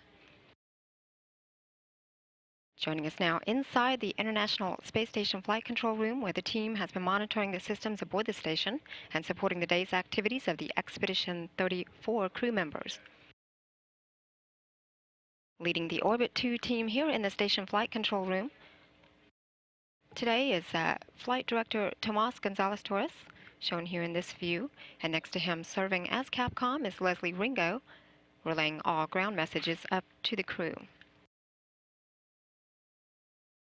Now aboard the International Space Station is commander of the complex, NASA astronaut Kevin Ford, with flight engineers Russian cosmonauts Oleg Novitsky and Yevgeny Tarelkin, who will work aboard the station as a 3-member crew until the arrival of 3 new crew members in a few weeks.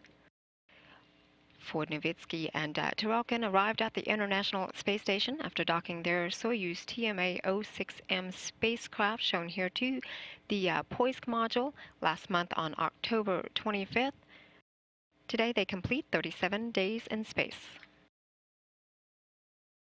Meanwhile, the space station with its crew flying aboard is flying at an altitude of about a little more than 260 statute miles. The orbiting facility is on an east-southeast track, coming now across the North Pacific Ocean, and will pass an orbital sunrise here in a few minutes.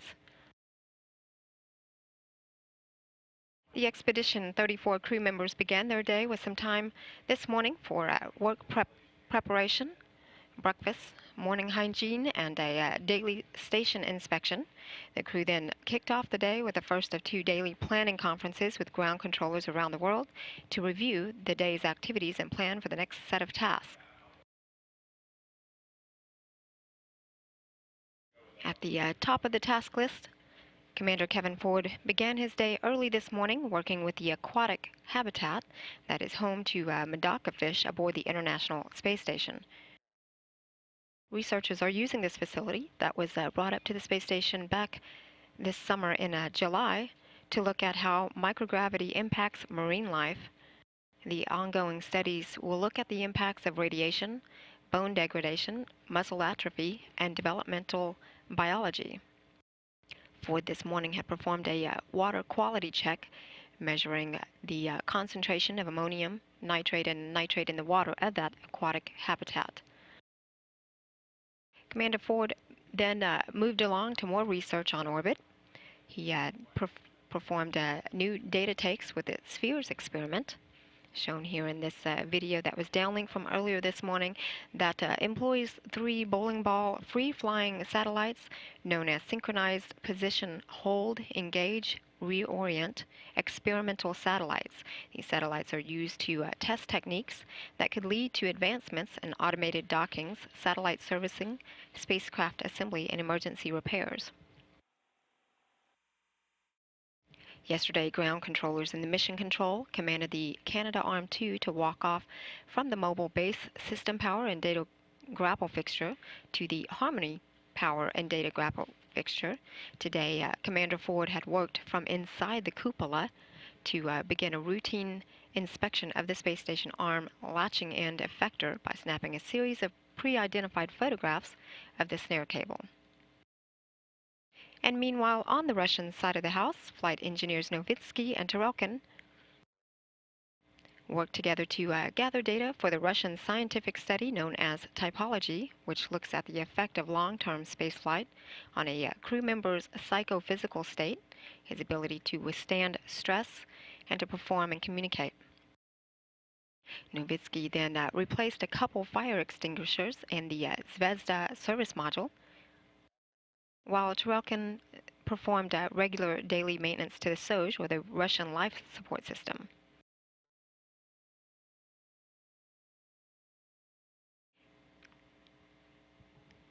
We're getting a view again here inside the International Space Station Flight Control Room. This is the Orbit 2 team who continues to monitor the systems and the crew's activities aboard the International Space Station. Meanwhile, each of the crew members will put in their daily 2 hours of exercise using the onboard gym equipment that includes a station bicycle, a treadmill, and an advanced resistive exercise device that simulates weightlifting here on Earth. The crew will then wrap the day with a final daily planning conference with the ground and is then scheduled to go to bed at 3:30 p.m. Central Time. Also activity back on Earth. 3 more crew members are in Star City, Russia, preparing for their launch next month to return the station to a 6-member crew. 3435 is reporting. At the Gagarin Cosmonaut Training Center, Expedition 3435 prime crew members shown here in this view, Roman Romanenko and Tom Marshburn and Chris Hadfield, along with their backups, conducted the second of 2 days of Russian Soyuz and Russian segment qualification simulations and exams today.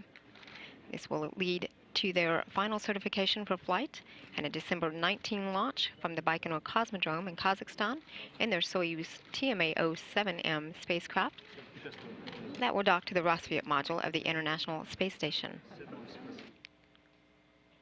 This is Mission Control Houston. Yeah, Zane, yeah. You know, even in London later tonight, you really got to be careful with the possibility of some icy patches because it's been a little wet and now the temperature's going down to below freezing as we head into the overnight hours, and that could lead to some pretty slick roadways, to say the very least. So be extra careful. Slick sidewalks, too. So watch out. Let's go ahead and take a look. There's still definitely cold. It's only 2 degrees right now in London. It's 3 in Paris, 3 in Berlin, 1 in Munich. So pretty much everywhere you look, we're looking at temperature. Hey, Kiev's not doing too bad at 13. But pretty much everywhere you look, it's pretty cold, to say the least. Now, yesterday, the big deal was, of course, all the snow that was coming down, the very windy conditions, and there's still plenty of moisture. So you have the cold air, you still have all of this moisture in place, and the result, wherever you look, is going to be some icy patches and then also some very heavy snowfall across parts of Central Europe in particular. The winds are easing up here across the Mediterranean. That's a big change yesterday. I remember when I went home, Rome was upwards of 50 kilometers per hour sustained, and Marseille had winds at hurricane force, gusting anyway at hurricane force across southern parts of France. That's pretty significant stuff. Now we're starting to see a little bit of a relief here. And as far as the snowmaking machine that we've had across Central Europe, that's beginning to ease up as well. I want to show you some pictures from Germany and then the border within the Czech Republic also.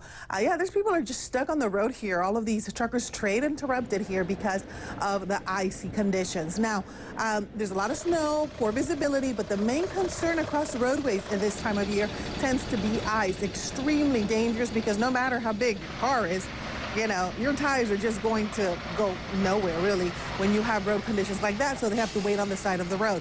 You know, these guys are pros, but you and I, if we're just driving around or trying to get somewhere, come back over to the weather. I just want to tell you, be prepared. Check the weather out before you go and have an emergency winter kit in your car. So what's going to happen? We're going to see the snow slowly easing up here across Central Europe, starting to stretch now more to the north and east. And watch out across this area. That's where we're going to see the trouble spots moving into the weekend. Back to you, Zane. Thanks, Marty. We're season decorations, and at the White House, they have one very discerning resident they need to satisfy. Take a look.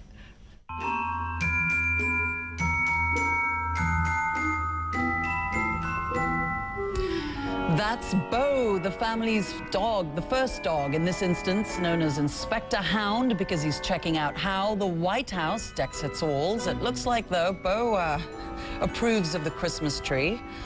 And that's all we need to know. Today, you're watching World One live from London. I'm Zane Verjee. Thanks so much for joining us. Matthew will have an update of the headlines.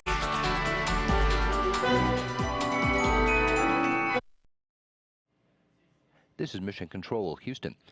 Less than 2 weeks into Expedition 34 at the International Space Station, and the crew members spent part of Thursday practicing how to get off of the vehicle in an emergency.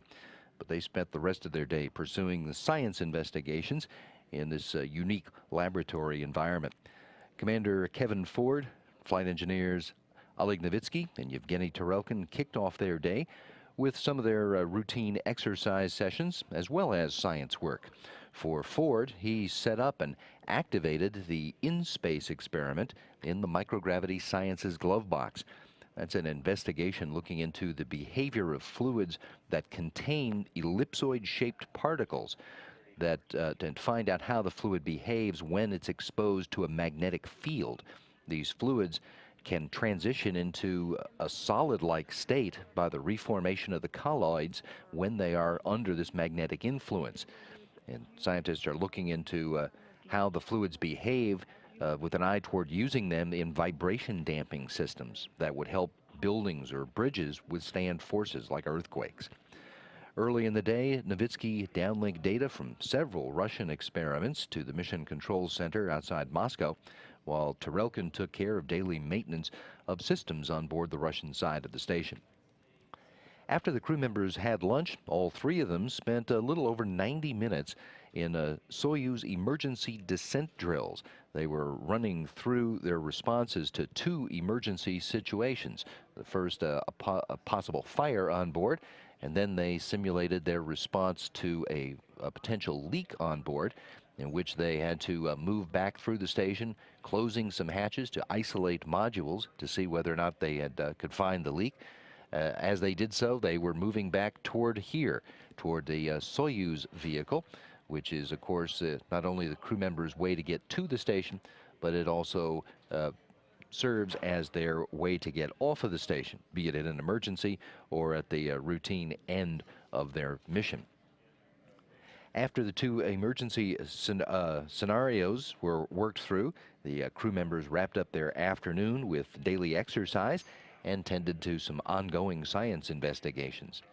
On Friday, Novitsky and Tarelkin are expected to continue their focus on Russian science operations.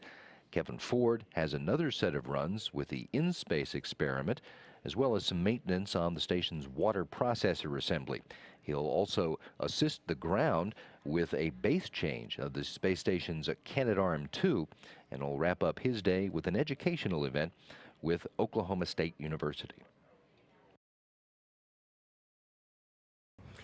Good afternoon. My name is Dwayne Brown with NASA's Office of Communications, and welcome to NASA headquarters.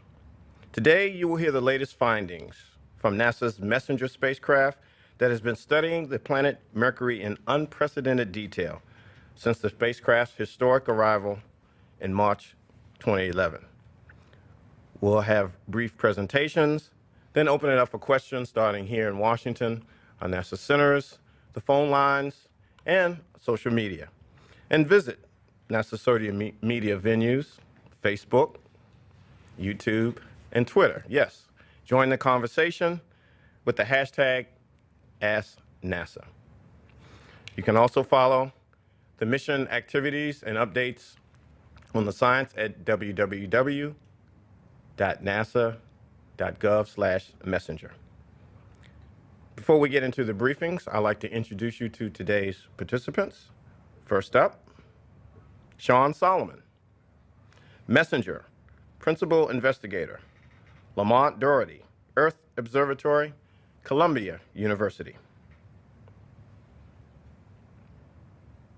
David Lawrence, Messenger, Participating Scientist, the Johns Hopkins University Applied Physics Laboratory, Lower Maryland.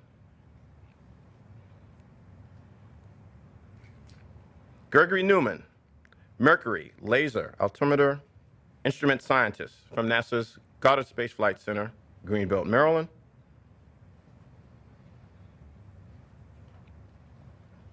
And David Page, Messenger, Participating Scientist from UCLA.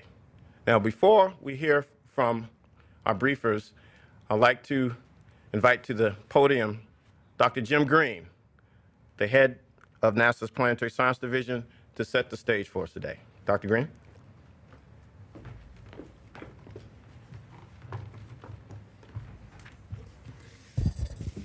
Well, thank you very much, Dwayne. And this indeed is going to be an exciting press conference. You know, the NASA planetary program has an array of missions that are scattered throughout the solar system. And these are making really exciting measurements, leading to fabulous discoveries. Those discoveries increase our knowledge, but more importantly, provide us a better understanding of the origin and evolution of our solar system, for which the Earth, of course, is a member of. Today, we are here to talk about the results from the Messenger Mercury mission.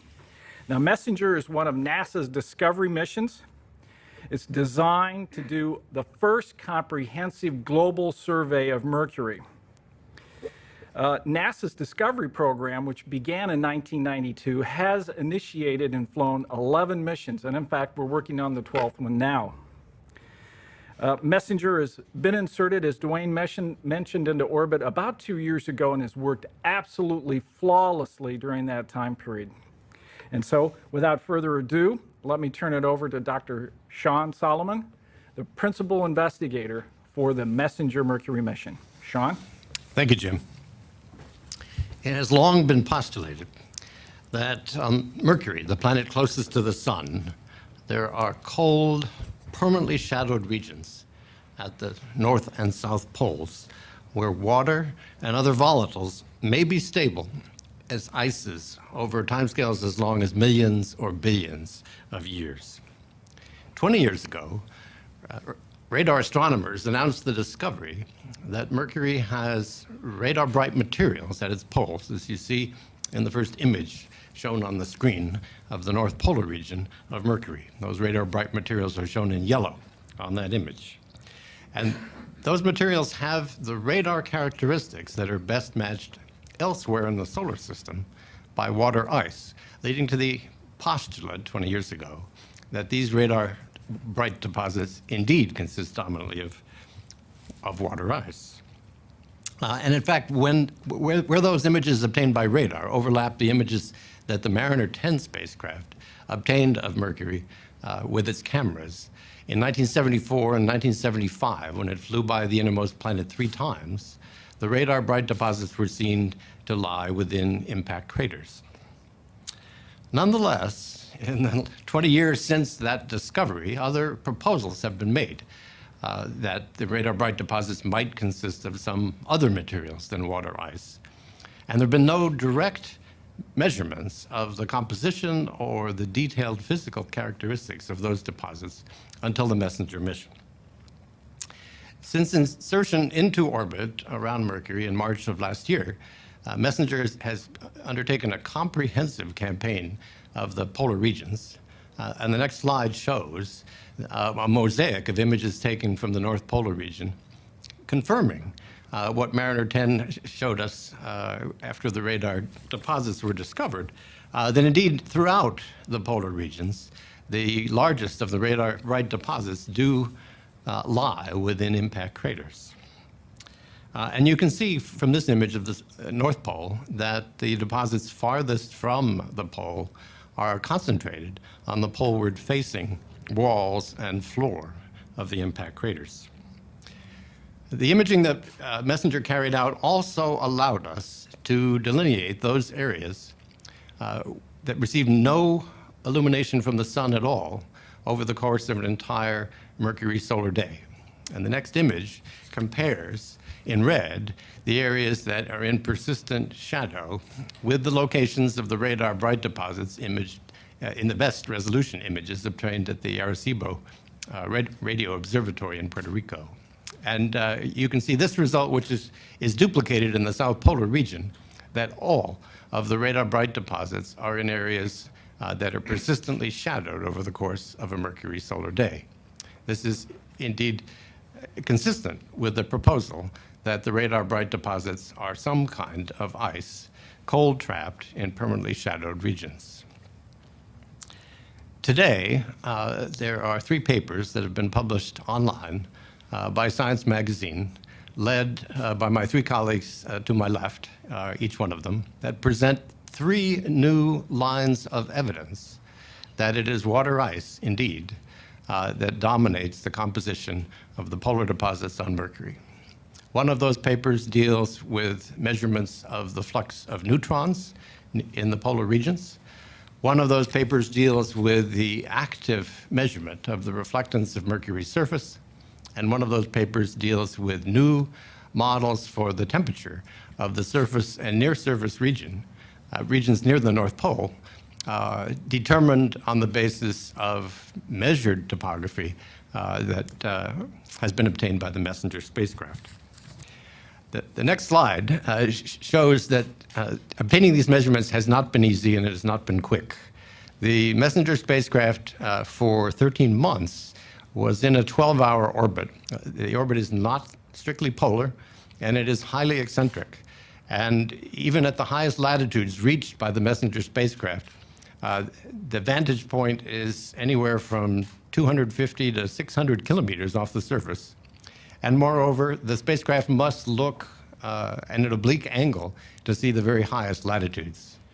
Since April of this year, Messenger has been in an 8-hour orbit, but it's still at very high altitudes, 250 to 400 kilometers off the surface at its highest northern extent.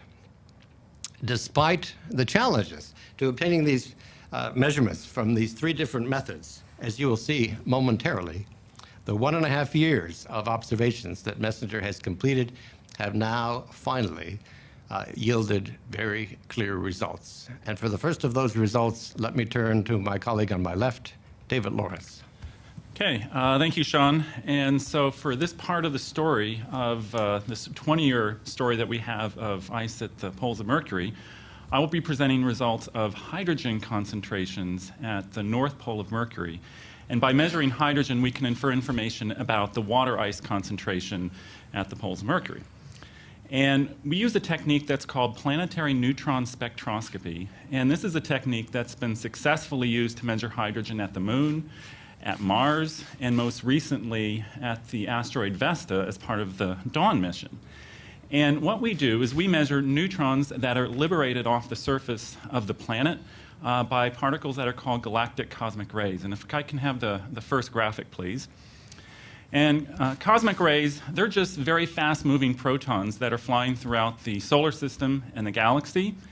And when they hit the surface of a planet like Mercury, they bust apart the atomic nuclei, and these nuclei contain neutrons. Can I have the next graphic? And so these neutrons, which are illustrated as the narrow yellow lines, they rattle around the surface, and some of them escape into space, at which time they can be detected by an instrument called a neutron spectrometer that's flying on board the Messenger spacecraft. Now, if you happen to have a situation where a crater, say at the North Pole, as illustrated in this graphic, contains water ice, can I have the next graphic? It turns out that, of course, water ice is H2O, so it contains lots of hydrogen. Well, the hydrogen in the water ice stops the neutrons very quickly.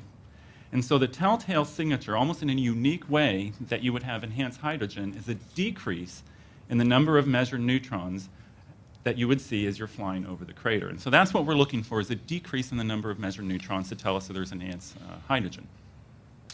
Now, in the next set of graphics, I'll give a few words about how it is that we make this measurement on the Messenger spacecraft. Can I have the next graphic? This is a perspective view of Mercury's North Pole, where we have these radar bright deposits discussed by Sean. And we can simulate what these would look like if you, say, put on neutron glasses, as it were. Can I have the next slide? And if your neutron glasses had perfect focus, this is the view that you would see. And again, where you have areas of enhanced hydrogen, you would see a decrease in the number of neutrons. Now, it turns out that planetary neutron spectrometers do not have perfect focus. They're, in fact, quite blurry. Can I have the next slide? This is what we would actually see when we're going over the Mercury's North Pole.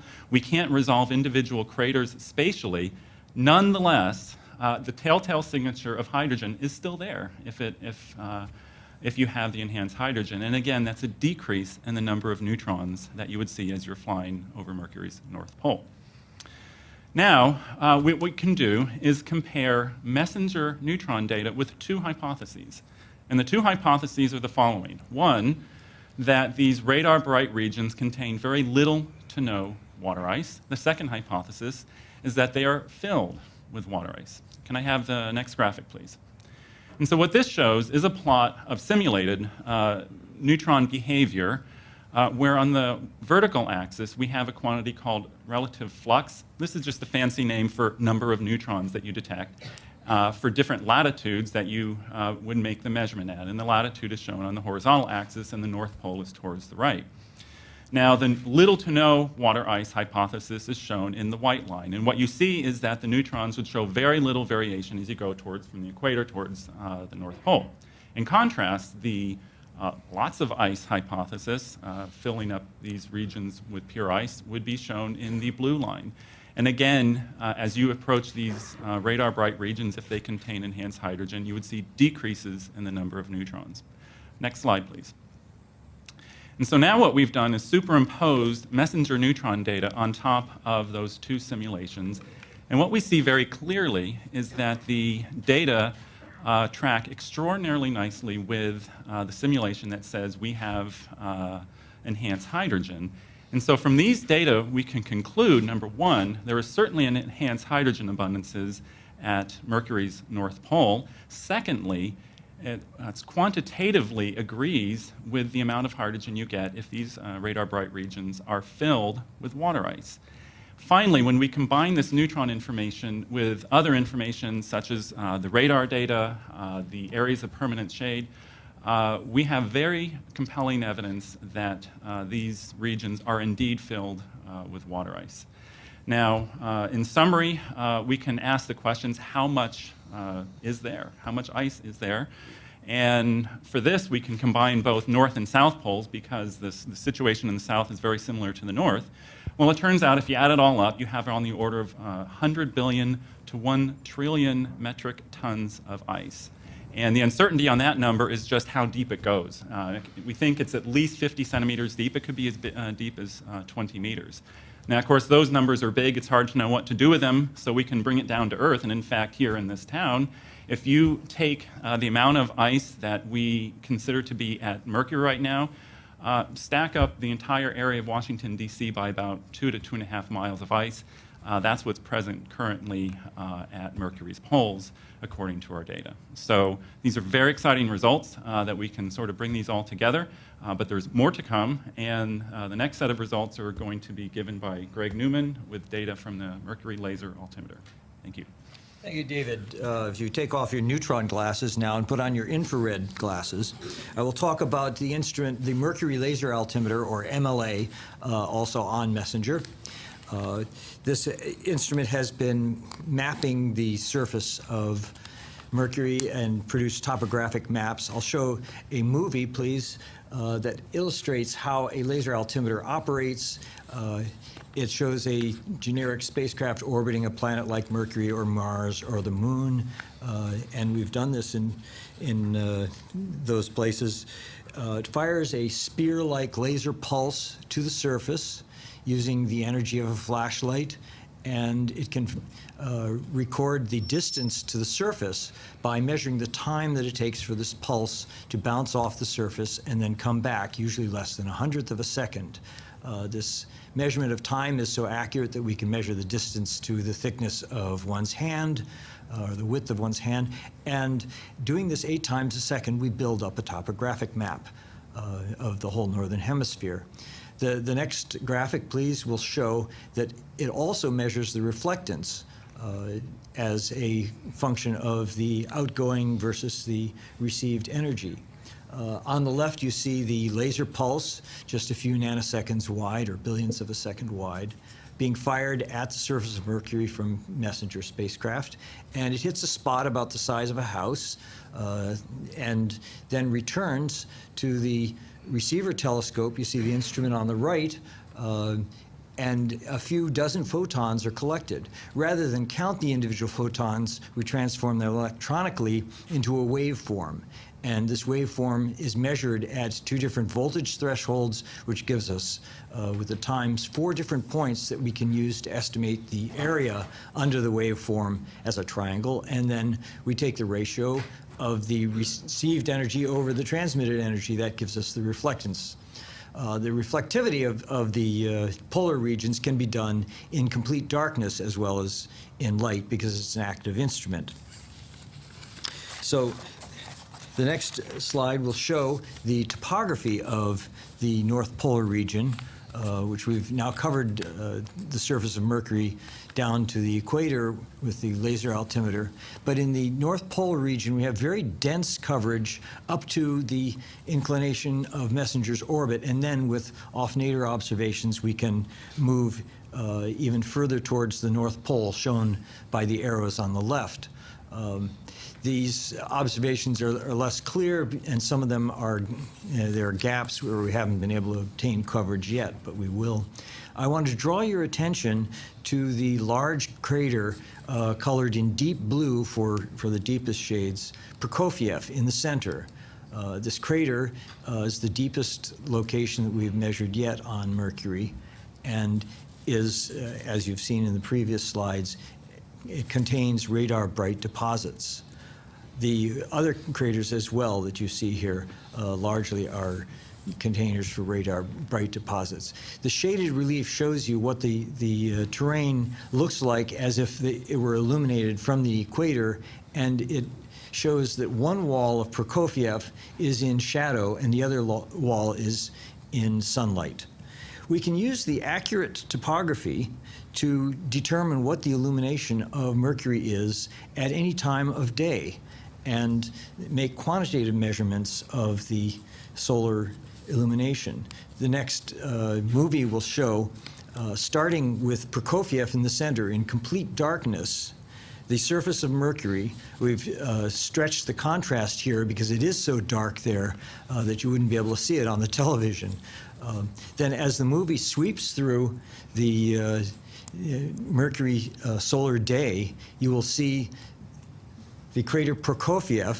Could I have the movie, please? Crater Prokofiev in the center is briefly illuminated by the sun, and the area, the crescent-shaped area just inside the southern wall, remains in shadow.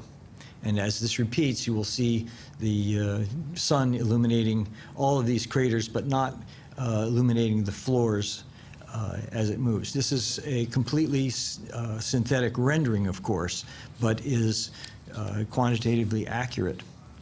Now, with this illumination model, we can calculate, as the next speaker will describe, the temperature as well as the illumination conditions in the interior. So that area, Prokofiev, which is about the size of the impact crater that formed the mouth of the Chesapeake Bay, is one where we have the best MLA reflectance. And as you see in the graphic that we'll show next, the radar shows that this area is a crescent-shaped deposit of radar-bright material, very large, and we were able to obtain profiles across it after about a year of orbiting Mercury. This Prokofiev crater deposit was our first real target of where we might see possible water ice. And indeed, as we go to the next graphic, we will show that this area is very interesting from the point of view of reflectivity. The map will show in gray the areas that we haven't covered. The average background reflectance of Mercury is shown as grayish white, and the red is the areas where the reflectivity is 2 to 4 times higher than the average background of Mercury. Now, we also show in dark the areas where the reflectance is at least twice as dark as the background of Mercury. So the two surprises were that, yes, we are seeing something that is as reflective as water ice, as seen in other laser altimeters in the infrared, and we're seeing it just exactly where the neutron spectrometers and the radar have also confirmed the existence of hydrogen and reflective material. So the real surprise, though, was that there were dark areas inside and surrounding any of the bright areas that we have seen. These dark areas were more pervasive than the radar bright areas, and we have an interpretation for these areas that they are a blanket that protects whatever bright volatiles lie underneath. So I will summarize these findings as saying the mercury laser altimeter can see something which is extremely bright and coincides with all of the hypothesized ices that have been determined by other investigations. So now I'll turn it over to my colleague David Page, who will describe the thermal models and how this all fits together. Thanks, Greg. The distribution of ices on planetary bodies is a very strong function of temperature. And in our science paper, we did the first detailed thermal model of the near surface and surface of Mercury based on the new messenger topography data. The first graphic shows some results from that model from the viewpoint of the North Polar region, in a region where we got the very best MLA, or Mercury laser altimeter topography data. Mercury, as it turns out, being the closest planet to the sun, has the widest range of temperatures of any planetary body in the solar system. At the equator, temperatures can get up to 700 degrees Kelvin during the middle of the day. And even at 80 degrees latitude, where you're seeing right here, annual maximum temperatures get up to about 550 Kelvin. However, when you get into the permanently shadowed areas, our models tell us that the temperatures can dip down to as low as 50 Kelvin. That's 50 degrees Celsius above absolute zero, which is as cold as you can possibly get. The thermal model also has the capability to tell us exactly where on the surface and below the surface different types of volatile materials ought to be stable. And the next graphic shows our results showing the stability regions for water ice on the surface and subsurface of Mercury. The gray regions show areas that are too warm to ever have ice being stable. The colored areas show where below the surface Mercury would have temperatures that are conducive to water ice stability, whereas on the surface in these colored areas, it's too warm for water ice to be stable. And then in this particular region, there are a few areas where we color those white. Those are areas where water ice would be stable directly on the surface.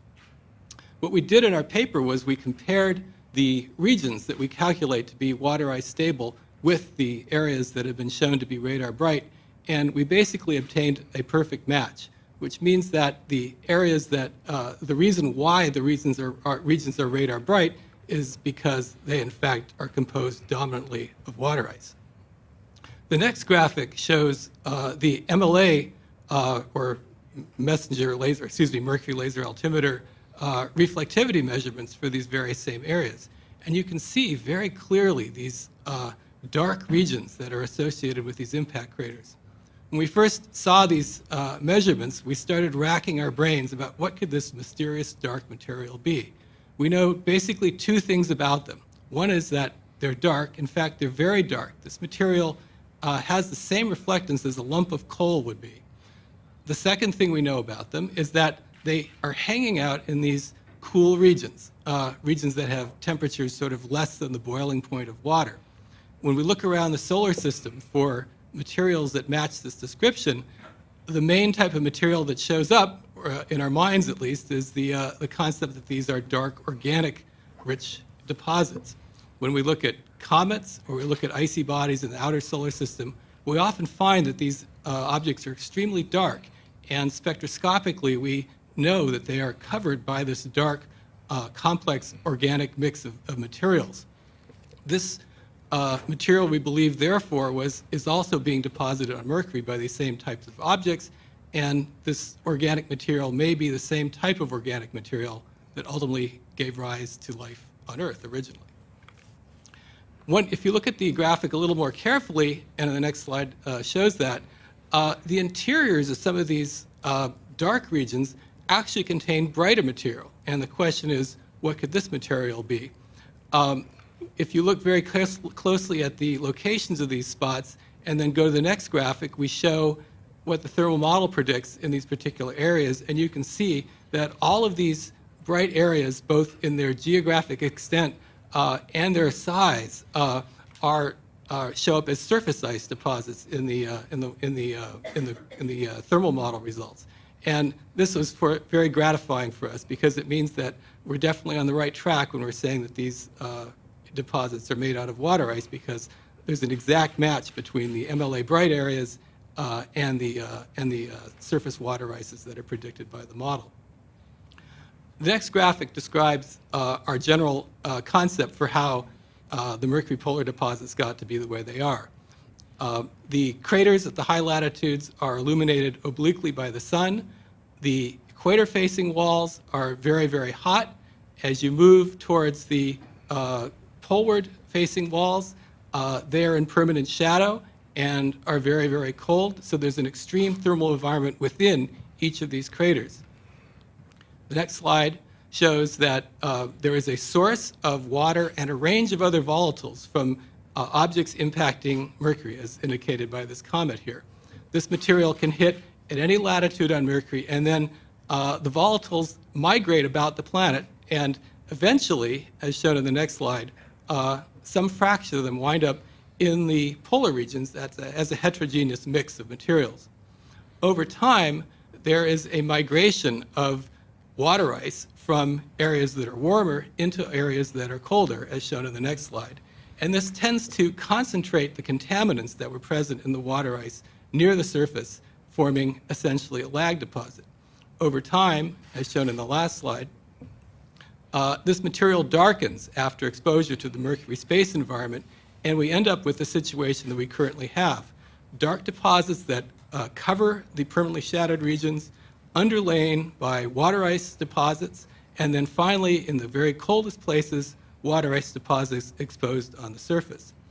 Now, the most interesting thing about these deposits is that they appear to be in a very organized state.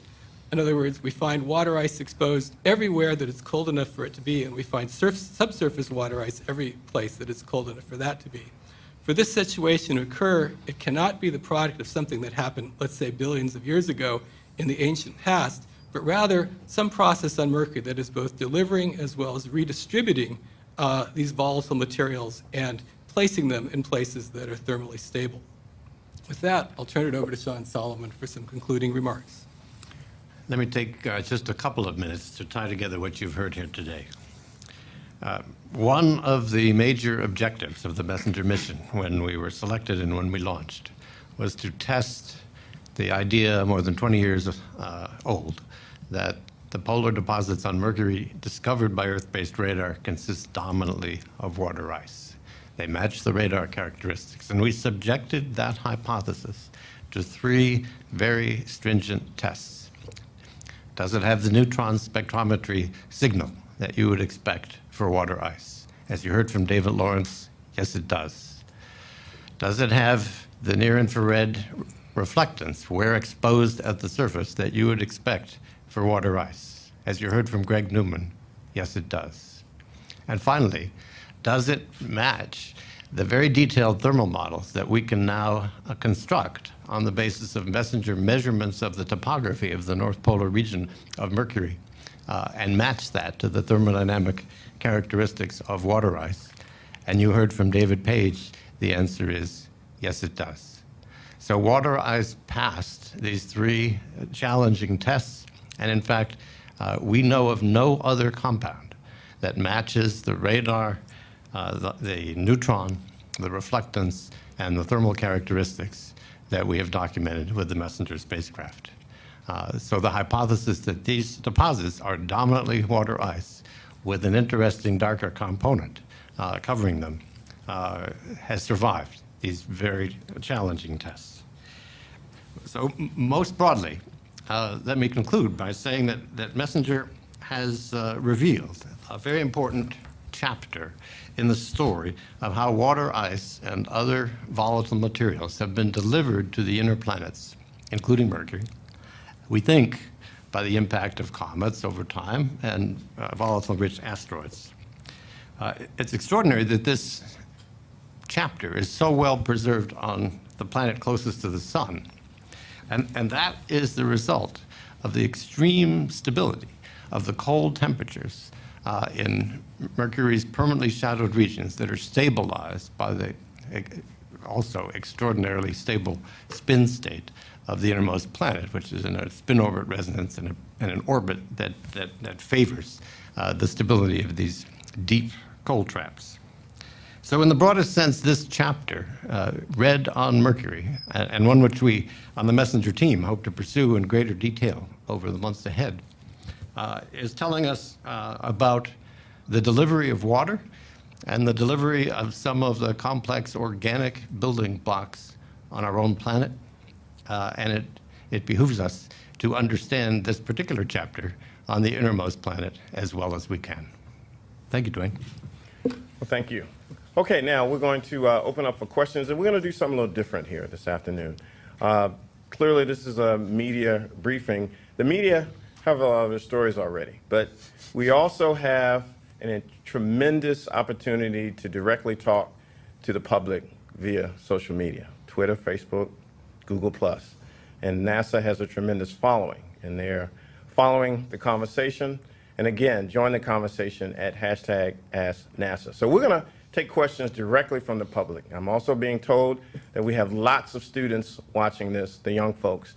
And I've jotted down some of the questions, a couple of them for you, Sean, and the team, and one for Jim Green, and we'll start there. And then if we have any media on the phone, we'll go to them. So we're going to go directly to the public here. Let me start with the first one here for you, Sean. What's next for the mission? Well, we've got a very broad menu of targeted high-resolution observations. We certainly want to follow up on what you heard about today, the North Polar regions and the bright deposits, the dark deposits, what they mean, what the images we can acquire of the areas just adjacent to those regions in permanent shadow, whether there are any chemical or morphological signatures of unusual phenomena there. But Mercury displays a host of very interesting phenomena that we have been talking about and writing about for a year and a half.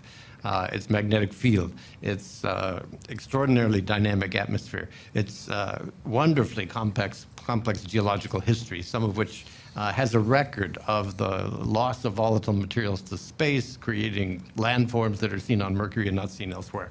We want to understand the chemical and the geological origins of those features. So we've got a long menu of detailed observations that we're planning over the next several months. We hope to continue observations well into next year. Next year will mark solar maximum, the maximum in the activity of the sun. That follows an 11-year cycle. Because Mercury is the planet closest to the sun, it is also the most dynamic planet in its response to changes in solar activity, to solar storms, to the streams of energetic particles that are thrown out from the sun, to the extremes of radiation that are thrown out from the sun during many of these storms. So Mercury has a front row seat, and as long as MESSENGER is taking data, MESSENGER will have a front row seat as well. So stay tuned. There are a lot of new observations to come. And we're going to continue taking questions from our social media. And again, join the conversation, Twitter, Google+, Facebook, and others, at Twitter, #AskNASA. And we'll get to the phone lines to the media, but again, we're going to let the public and the students directly talk to these, the messenger team and their incredible work they're doing. So, Sean, and for the team member, here's a fun one here. How would you describe, is this a period or an exclamation point on the finding? And if there's water ice, what does this say about life in the solar system? Where there's water, they say there may be life. This is a good question for Jim Green. Well, my answer to that would be, the more we examine the solar system, the more we realize it's a soggy place. And that's really quite exciting, because that means the amount of water that we have here on Earth that was not only inherent when it was originally formed, but probably brought here, that water and other volatiles were brought to many other places in the solar system. So it really bodes well for us to continue on the exploration following the water and its signs throughout the solar system. To answer the first question, my own choice for punctuation mark on the story today would be an exclamation point. But I'll ask my colleagues to add. We would all agree, if not only for the exciting results, the amount of work that was put into this in terms of the effort of so many people on the Messenger project, not only putting the instruments together, but doing the analysis. It's an absolute exclamation point with the excitement that we have of being able to have these results. And as Sean said, they're difficult, challenging results. And to have them all come together in this way, I was using an analogy earlier, it's kind of like a key that you get the right key, it gets into the lock, it turns, and the door opens. And all the results are pointing to the same place, and that's definitely an exclamation point. Yeah, I'll vote for exclamation point. We never expected to see this new wrinkle of dark, organic-rich materials in places where we were looking for water ice. That was astounding, and we didn't expect the results to be so clear, but the thermal models certainly made them an explanation. Yeah, it's very rare we get such good agreement between data and models, so we'll take this one. Let me be clear, no one is saying that there is life on Mercury. Nonetheless, the history of life begins with the delivery to some home object of water and of the building blocks, the organic building blocks, that must undergo some kind of chemistry, which we still don't understand on our own planet. And so to capture the early phases of these processes on another solar system body gives us a window into the importance of these early processes even on our own planet. And so Mercury is becoming an object of astrobiological interest where it wasn't much of one before. That's not to say that we expect to find any life forms. I don't think anybody on this table does. But in terms of the book of life, there are some early chapters, and Mercury may indeed inform us about what's in those chapters. Sean, I'm glad you explained that, because on the Twitter, you just answered about 30 questions. Life and water. So let me toss this question to Dr. Green. Dr. Green, you have had a lot of success as your division. Mars missions, Grail, Cassini, of course, Messenger. What is your recipe for success? Well, working with the community has just been a really delight. The scientific community has matured over the years. They're well-focused. They're dedicated. We have a cadre of engineers that are just tremendously supportive. Combine that with the expertise that have been developed at our centers, and it's a winning combination. It's very hard to do these missions on time and on schedule, but we have a couple things going for us. One is a planetary window, and that's a blessing and a curse. The blessing part of it is we've got to get things done, enabled to be launched on time and in that window. The curse is, it's a big problem financially if we miss it. So we all are dedicated to work very hard to be able to meet those planetary windows. And because of that, the program indeed has been quite successful over the years. Before I ask the next question, I want before we end here, I've got, looks like classrooms from the Midwest, but they want me to ask each of you to explain how did you get into your respective field and any advice you can have for students. But we'll say that for last because we're going to go right down the line. But the next question, in shadowed icy areas, could it be that around the fringes of the ice, there are just conditions that are right for liquid water? I can take that question.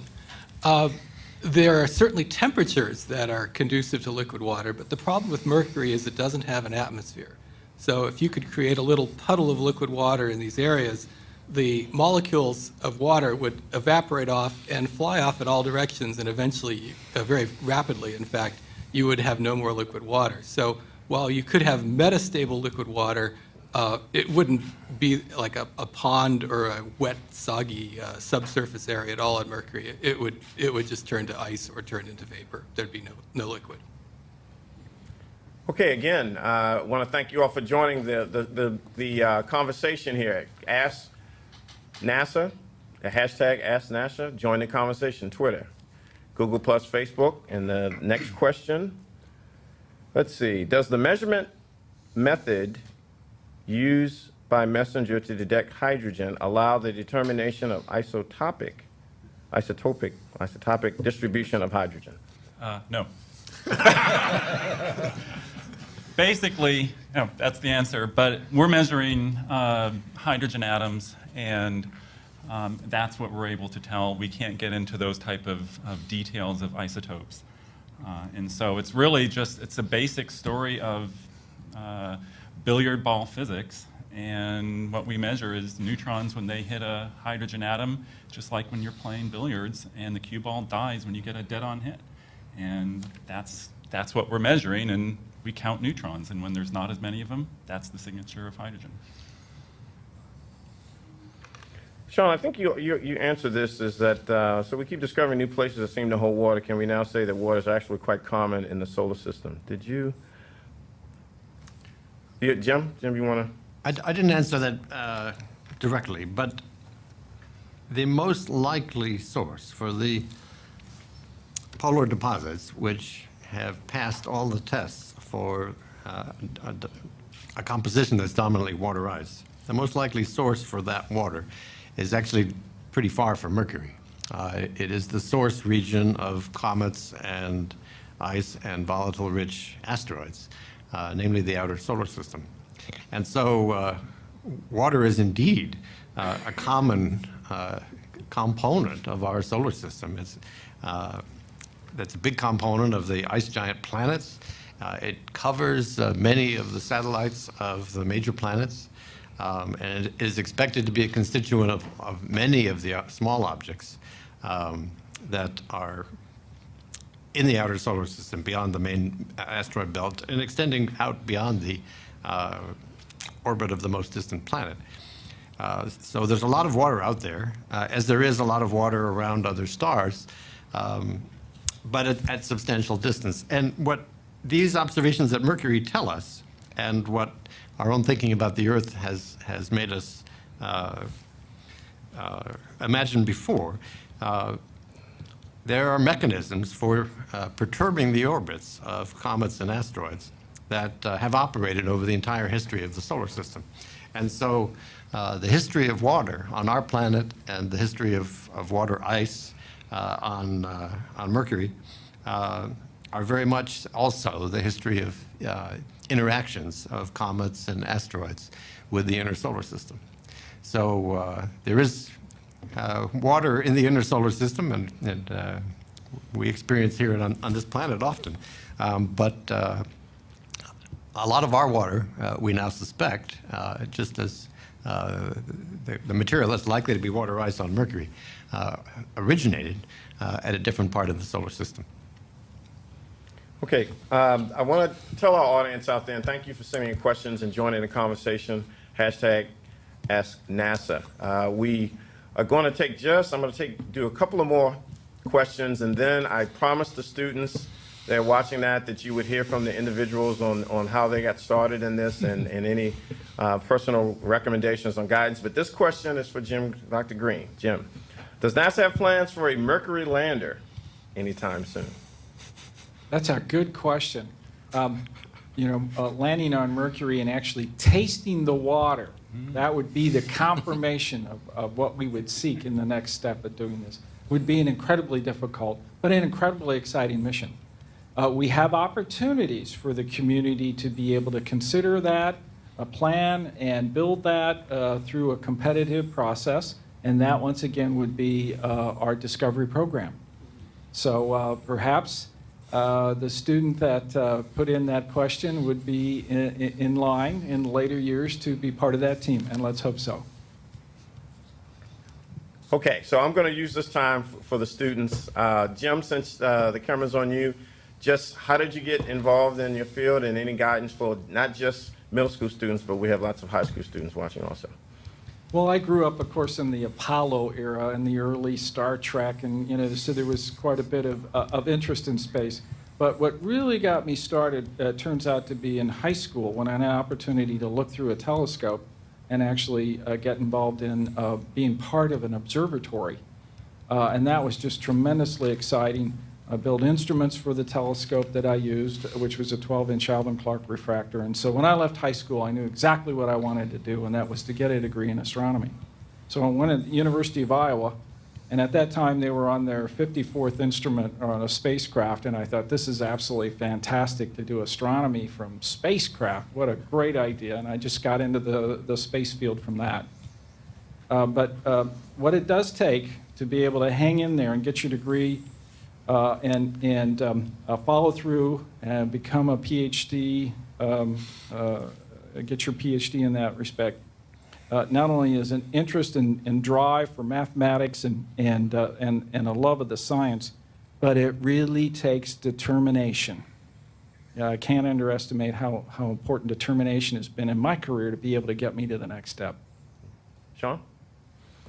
I started out as an earth scientist, as a student of our own planet, using geophysical tools like seismology.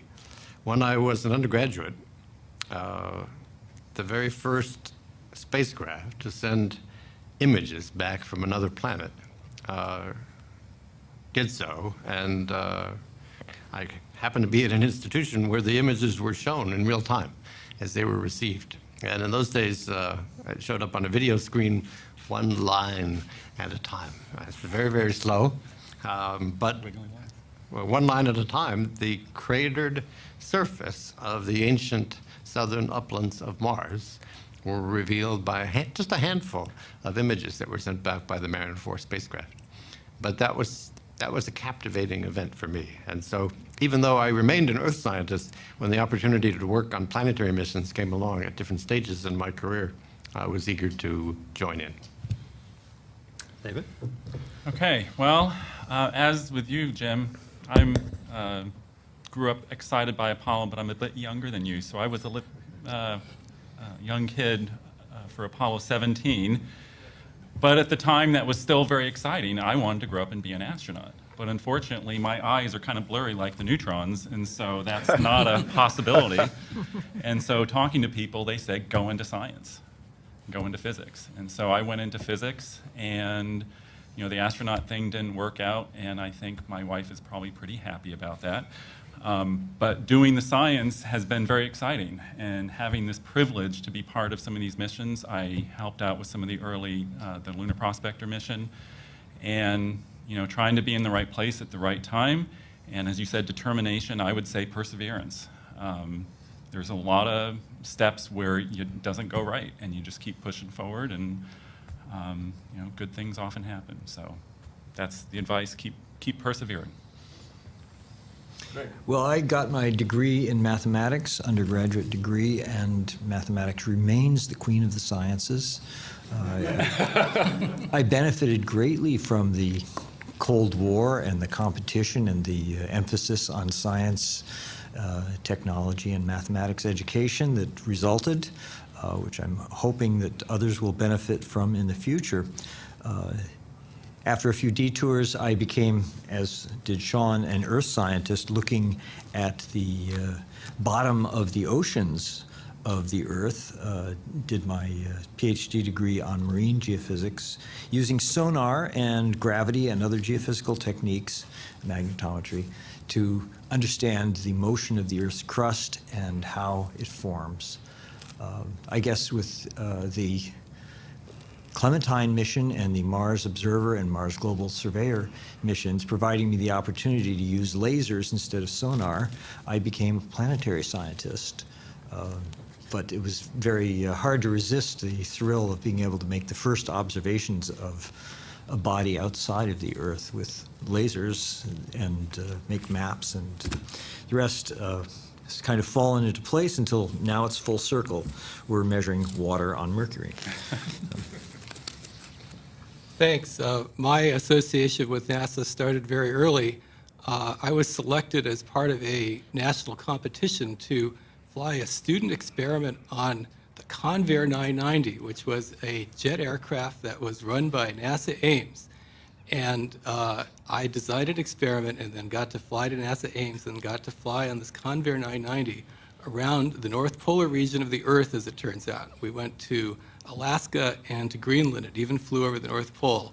And this aircraft flew at about 1,000 feet the entire time, elevation, with all kinds of remote sensing instruments, getting radar, getting laser altimetry, and every type of remote sensing instrument you can get. And for me to be able to, hang out with the scientists to experience this as a high school student was easily the most exciting experience I've ever had in my life, both before or after. And here I am, looking at the ice on Mercury. I wouldn't have thought it at the time, but I guess I've never stopped. So I'm really grateful to the opportunity that was provided by NASA Ames, and Mike Donahoe, I guess, was the name of the guy who ran the educational program there. But yeah, it was great. Okay, what we're going to do is we're going to end here. Again, for the folks who are on Twitter and Google Plus and Facebook, the conversation does not stop here. Join the conversation, particularly on Twitter at #AskNASA. We'll continue to answer your questions. And for the media who are on the phone line or watching this, the individuals will be available for interviews following this. Contact myself or my colleague, Paulette Campbell at APL. Again, I want to congratulate the Messenger team. You can get the information and the latest images and other science information on www.nasa.gov/messenger. Thanks for joining us. Have a great day. Machten Forscher der NASA auf dem Merkur. Deutlich mehr als 400 Grad Celsius heiß kann es auf dem Planeten werden, der der Sonne am nächsten ist. Trotzdem konnte die Raumsonde Messenger Eis nachweisen. Der Merkur ist der Sonne in unserem Planetensystem am nächsten. Dementsprechend heiß ist es auf seiner Oberfläche, zum Teil mehr als 400 Grad Celsius. Kaum vorstellbar, dass es hier auch Wasser gibt. Allerdings gibt es in Polnähe unseres Nachbarplaneten eine Region, die von den wärmenden Sonnenstrahlen nie erreicht wird. An diesem schattigen Plätzchen hat die Sonde Messenger jetzt Eis gefunden. Mindestens eine Schicht von 30 Zentimetern. Dieses überraschende Ergebnis gab heute die NASA auf einer Pressekonferenz bekannt. Allerdings, das ist kein Hinweis auf Leben, denn auf dem Merkur schwanken die Temperaturen extrem, um bis zu 600 Grad Celsius. Da bietet unser blauer Planet mit einer Oberfläche, die größtenteils aus Wasser besteht, deutlich bessere Bedingungen für Leben als der Merkur. Guten Abend, meine Damen und Herren. Ich begrüße Sie zur Tagesschau. Die Vollversammlung der Vereinten Nationen steht vor einer historischen Abstimmung. Noch heute Nacht wollen die mehr als 190 Mitgliedstaaten in New York über einen Antrag der Palästinenser zur Aufwertung als Beobachterstaat beschließen. Trotz Widerstands auf Seiten der USA und Israels wird mit einer breiten Mehrheit gerechnet. Die Europäer sind in der Frage gespalten. Deutschland will sich enthalten. Die Palästinenser setzen große Hoffnungen auf das Votum. Bei den Vereinten Nationen in New York könnte es heute für die Palästinenser ein entscheidender Tag werden. Palästinenser-Präsident Abbas wurde von UN-Generalsekretär Ban Ki-moon offiziell empfangen. Über ein Votum der Generalversammlung soll der palästinensische Status bei den Vereinten Nationen erheblich aufgewertet werden. Kundgebungen in Ramallah, dem Sitz der palästinensischen Autonomiebehörde, verbreiteten schon den Tag über Optimismus, dass das am Ende auch gelingen wird, und tatsächlich sind die Aussichten dafür in New York auch gut. Während dort am Vormittag Ortszeit das UN-Komitee für Palästina tagt, ist klar, dass die USA und natürlich Israel dagegen stimmen werden. Für die Länder der EU wird es kein einheitliches Votum geben. Der deutsche Außenminister kündigte in Berlin Stimmenthaltung an. Der Grund? Wir haben Zweifel, ob der von den Palästinensern angestrebte Schritt zum jetzigen Zeitpunkt dem Friedensprozess dienlich sein wird. Wir befürchten, dass es eher zu Verhärtungen führt. Laut Planung der UN wird es noch heute Abend zur Abstimmung über den palästinensischen Antrag kommen. So wie die Dinge liegen, kann der palästinensische Ministerpräsident Mahmoud Abbas mit der Mehrheit aller Stimmen in der Generalversammlung rechnen. Laut Regularien der UN kann in diesem Fall der Weltsicherheitsrat kein Veto einlegen. Das würde bedeuten, dass die Palästinenser noch heute Abend ihr Ziel, nämlich einen verbesserten Status bei den Vereinten Nationen, erreichen. Vergangene Nacht in New York gefällt wurde. Die Vollversammlung der Vereinten Nationen entschied, den Palästinensern den Status eines Beobachterstaates einzuräumen. 138 Nationen stimmten dafür, 9 dagegen, 41 enthielten sich, darunter auch Deutschland. Während Israel und die USA massive Bedenken äußerten, löste die Entscheidung bei den Palästinensern großen Jubel aus. Rachel Blufarb aus dem Westjordanland. In Ramallah wurden heute die letzten Spuren einer rauschenden Partynacht beseitigt. Für Majdi Mikdar gab es doppelten Grund zur Freude. Am Freudentag für sein Volk hat er 4000 Blumen verkauft, mehr denn je. Ja, ich bin sehr glücklich, weil uns das einem eigenen Staat näher gebracht hat. Die Entscheidung, die Majdi so glücklich macht, fiel gestern kurz vor Mitternacht in New York. 138 der insgesamt 193 UN-Mitglieder sprachen den Palästinensern den Status als Beobachterstaat zu. Deutschland hatte sich enthalten, wie 40 andere Staaten auch. Palästina hat jetzt Status als Beobachter, genau wie zum Beispiel der Vatikan. Zwar ist es jetzt kein Vollmitglied, darf bei Abstimmungen also nicht teilnehmen, doch geht es nach Abbas, soll auch das bald kommen. Wir werden nicht weniger akzeptieren als die Unabhängigkeit eines Staates Palästina mit Jerusalem als seiner Hauptstadt. Als im fernen New York die Entscheidung fällt, bricht in der Westbank Jubel aus. Und während die einen sich freuen und ausgelassen feiern, sind die anderen wütend. Denn Israel wollte keine vorweggenommene Entscheidung in New York, sondern eine gemeinsame mit den Palästinensern. Als Gegenreaktion genehmigte die israelische Regierung den Bau von 3000 Wohnungen in Siedlungen im Westjordanland. Doch das bremste die Freude der Palästinenser vorerst nicht. Die Vereinten Nationen stellen Palästina die Geburtsurkunde aus, titeln palästinensische Zeitung heute. Davon sind wir weit entfernt, aber es ist zumindest ein symbolischer Erfolg für die Palästinenser. Durch die Mitgliedschaft haben die Palästinenser jetzt das Recht, vor dem Internationalen Strafgericht zu klagen, wenn sie Einwände gegen Israels Politik haben. Das wird die Beziehung zwischen Israel und Palästinensern weiter belasten. Station, this is Houston. Are you ready for the event? Houston, station's ready for the event. Center for Research on STEM Teaching and Learning. This is Mission Control Houston. Please call station for a voice check.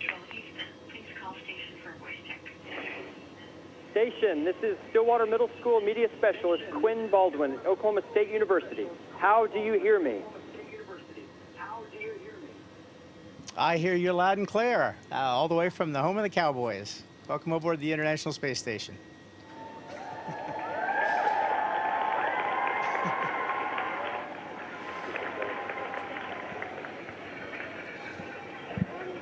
My name's Kate, and my question is, do you ever have fears or get nervous about being in space? Well, day to day, I don't think about it very much. All of us who fly up here into space, we study a lot about getting to space and coming home from space and the factors, the safety in space.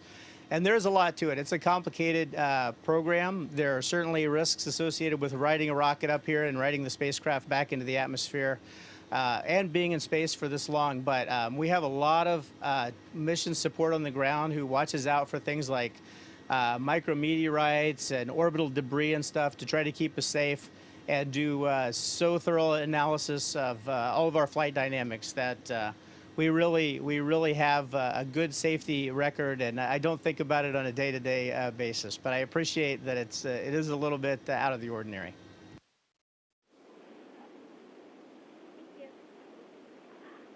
Sadie, and I wondered what's the best thing about being in space? Well, I think the very best thing about being in space is being far enough away from the Earth that you can see how it's really a big sphere. You can see the blackness of the universe. You can see how thin the atmosphere is. And you get to go around the Earth once every 90 minutes and see all of the Earth in the course of just a few days. And so that's really a magnificent thing. There are a lot of other things about being up here. It's really fun to be in this working environment, in this research environment. And then it's also, of course, very fun to be in microgravity and float around. That's a very unusual thing to get to do, too. So those are all kind of toss-ups. It's just a great all-around job. It has a lot of really good perks to it.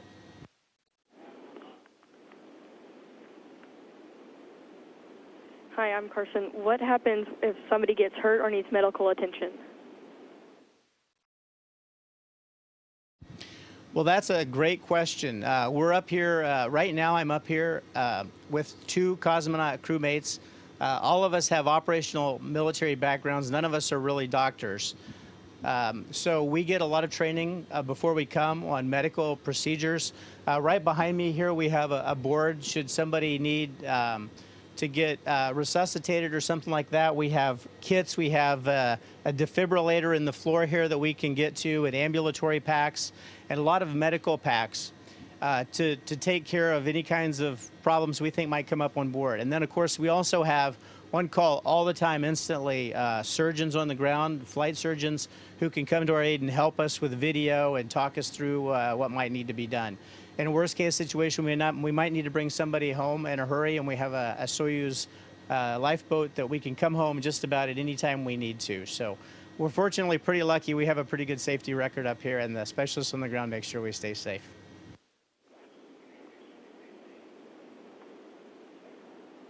Hi, my name is Macy, and I wanted to know what made you want to take this opportunity? Well, I just kind of evolved into the job of an astronaut because I started out being an engineer and a pilot in the Air Force, and I became a test pilot, and I was really interested in how the very, very most intricate nuances of what made aircraft fly. And after being a test pilot for many years, a half a decade or so, the space shuttle opportunity was there. So I really thought the space shuttle was a fantastic machine and wanted to fly it. So I came to NASA first to be a space shuttle pilot, and then this opportunity to do a long duration mission presented itself after that. And I got to tell you, it's a fantastic, it's so much more fantastic than I imagined, getting to spend a long time up here and enjoying space and living in space.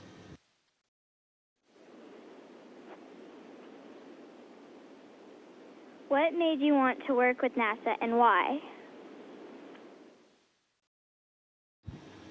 Well, almost anywhere I go in the world, people know who NASA is. It doesn't matter what country. I've been to some 40 foreign countries, and they all know NASA very well, of course, because of the great reputation we've had, and in the past, well before I came along, for sure.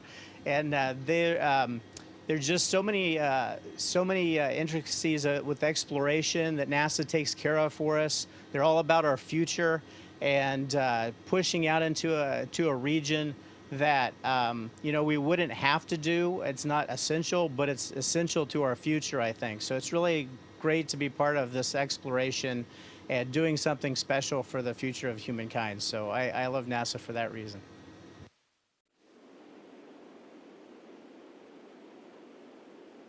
Do you ever goof off and float around sometimes? I goof around all the time. I like to go through the modules upside down when I can and sideways. And we get the opportunity sometimes in the evening just to float. Maybe we'll, my crewmates and I will go meet up at the window and just spend some time looking out and talking. And there's some places, the nodes, where some of the modules come together that have big volumes, and we'll get in there and spin around. One of my favorite things is in the middle of the night when all the lights are out in the space station, just to float around in here just really quietly. I don't have to worry about mission control calling me because they think I'm asleep. And I could just enjoy peace peace and quiet and floating. It's just a surreal experience to be here.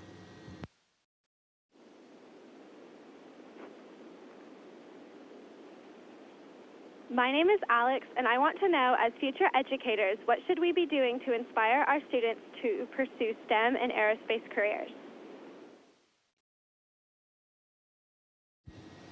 Well, of course, introduce them to as many subjects as you can. All people find different things interesting, and you never know what might spark a student's interest.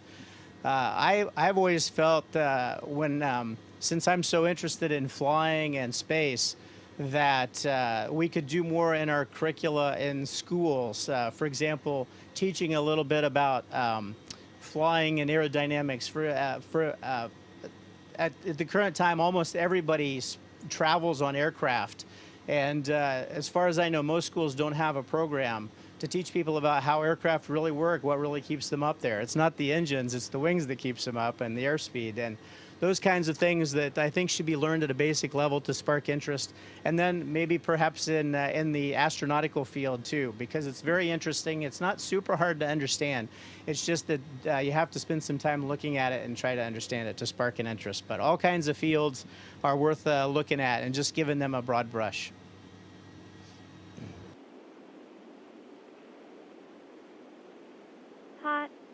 Hi, I'm Allie, and I was wondering, do you believe NASA will soon create technology that will allow us to go to different solar systems and different galaxies, or find a way to do so? Well, I certainly believe that someday we'll do it because we have a long, long future ahead of us. And what we're doing at NASA is so unique. We can look at new propulsion technologies, new material technologies, human presence in space, how to do environmental control for human life support in space. So what we're doing is exactly trying to look at how to do those kinds of things. Now, those places are really far away. Right now, it's unimaginable that we might do it someday, but the same can be said for 150 years ago about flying, just flying in airplanes. So things can change very fast, and I do think it will happen someday.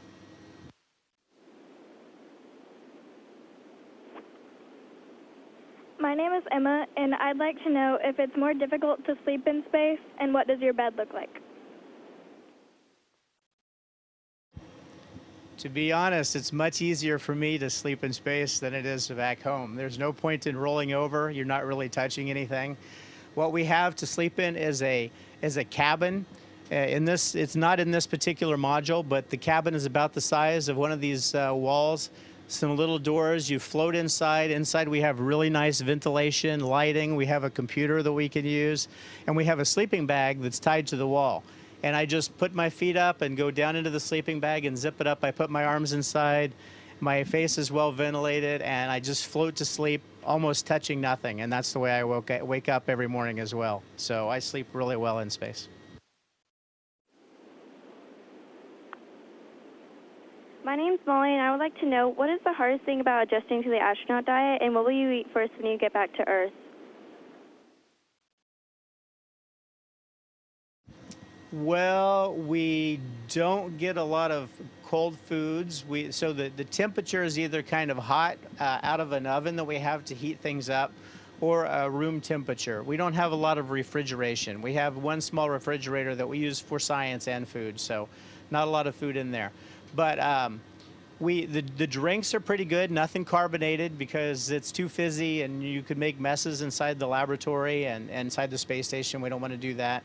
And the diet is all thermostabilized food, something that has to have a really long shelf life at room temperature because it has to be launched well ahead of time and stowed for a long time.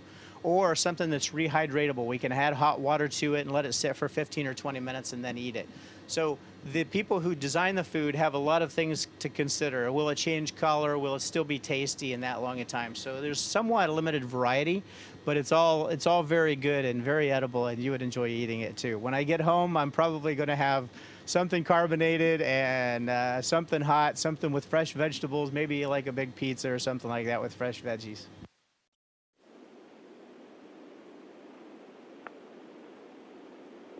My name is Alyssa, and as a future aerospace engineer, we're learning to develop the next generation of space habitats. If there was one thing you could change about the ISS, what would it be and why?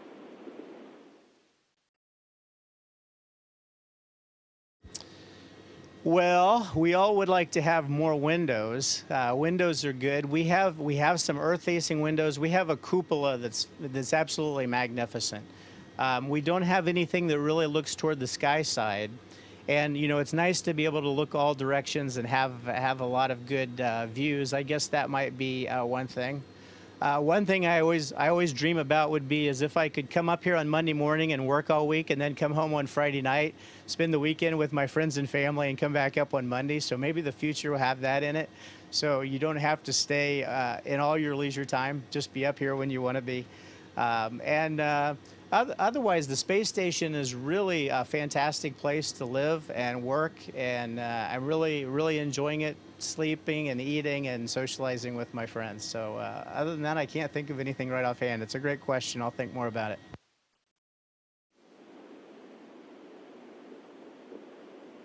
My name is Bryce. How do you get supplies and natural resources to the International Space Station? Oh, that is an excellent question, because we're in a vacuum up here well away from Earth, so nothing can get to us except by rockets. People have to launch them. So in the U.S., we have a commercial resupply system now called Dragon, and we're going to have one called the Cygnus upcoming as well, that will bring up supplies to the space station. And then in some ways, in a limited way, we can bring some stuff back too, because if we bring experiments up here and we do something, maybe we'd like to bring it back to Earth to look at it, or bring back a broken part because we don't know why it failed. So on the Russian side, they have a Progress spacecraft that comes every few months and brings supplies, brings food and gases for us, like oxygen if we need it, and those kinds of things that we need in water, and more fuel for our space station too. So that's how we get resupplied through rocket and spacecraft.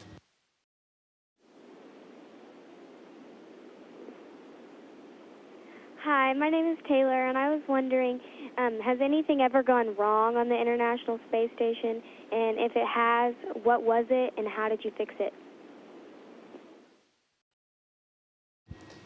This is a very complex system, so I could say something goes wrong, maybe not every day, but pretty close. There's the little malfunctions. We use a lot of computers. We push the edge on technology up here.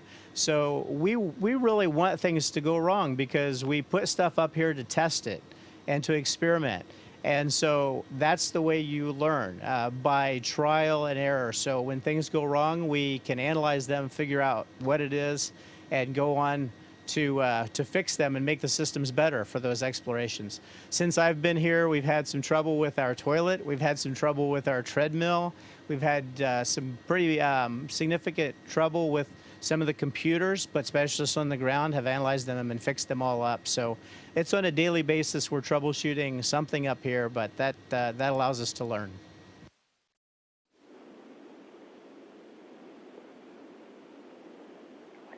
What life support, hi, I'm Court, and I was wondering, what life support technologies does the ISS have, and how long do they last?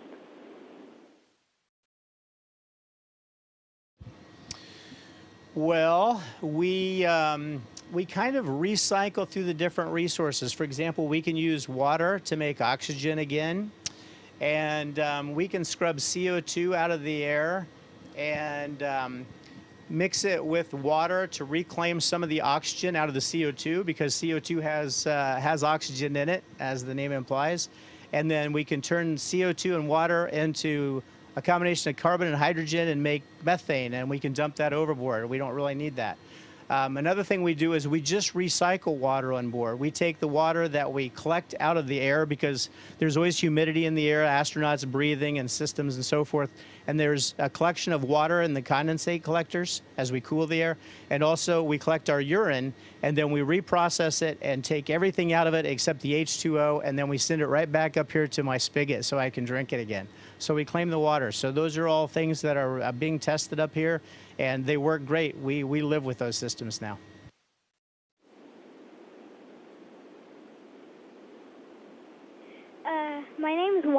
and what is the most exciting machine you use, and what does it do? The most exciting machine I use? Well, the space station, I like to think of it as a really big machine. It's got thrusters, solar arrays, control moment gyros that help us control our attitude, lots of experiments on the outside, a robotic arm to move things around. It's got an airlock that allows us to go out and do spacewalks. But that's what I love about this business is there are so many machines. So maybe some of the coolest, I just had the opportunity to fly the big robotic arm today. It's some 50 feet long, and it's got all these joints, and we can move it all around the space station like an inchworm. A spacesuit is really a cool thing that we have up here. It's its own little spacecraft, if you will. It's got communication and a cooling system, an electrical power system, and systems to allow you to get work done outside. So we have a lot of really cool systems. It'd be hard to pick my favorite. I love the rockets, though, the spacecraft getting up and down. So that's probably one of my most dear to my heart.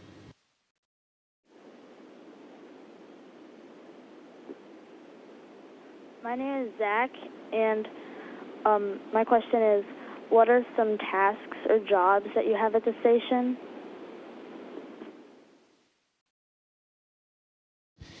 Well, the job that we want to spend the most time doing, and that right now I spend probably a little less than half of my time because I'm the only U.S. astronaut on board right now. I'm waiting for a couple more crew members to get here.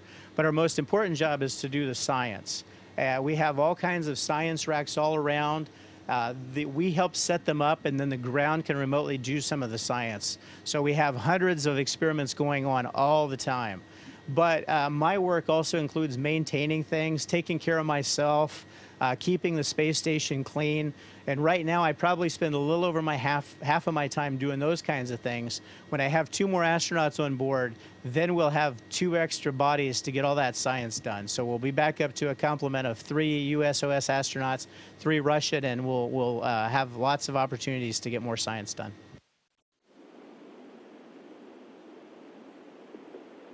Hi, I'm Brennan, and I was wondering, what do you do in your spare time on the ISS? Well, we spend some of it communicating with friends. We spend some of it just taking care of little things around the spaceship, just like you would at home. We get together and socialize in the evening when we can. And we now have technology that can send a little TV up, so I get to watch a little bit of college football and professional football if I want to, and whatever else happens to be on. So people take care of us, so we always have something to do in our off time if we want to. A very favorite pastime, though, is, of course, going and looking out the windows, trying to take pictures of your hometown and places you've been before, and that sort of thing. So that's what we do in our spare time here, knowing that we only have a limited time here and then it's back to Earth. Thank you, Mr. Ford.